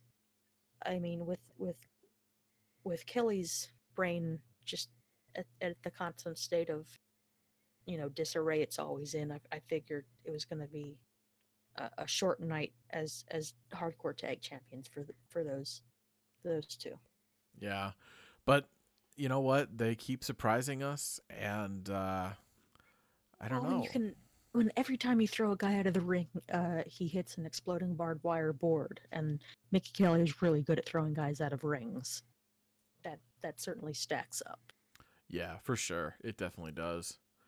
So it's a lot of stuff that happened tonight, and I think that's our show for this week, and we appreciate everybody coming out. We appreciate New Legacy for the raid and the shout out, and all you guys that stuck by and watched a strange night of professional wrestling. Yeah, we'll probably. I mean, well, not probably. We will be back next Saturday. Well, very late next Saturday night. Yeah. Probably. Our normal start time is about an hour ago. Yeah. Our normal start time is a 1:30 a.m. Eastern time. That is 10:30 p.m. Pacific time, and that tends to be when we get going. Maybe it'll be sooner. We hopefully have that figured out by then. But thank you everybody, and have a good night. Good night. Love Bike. Love Bike.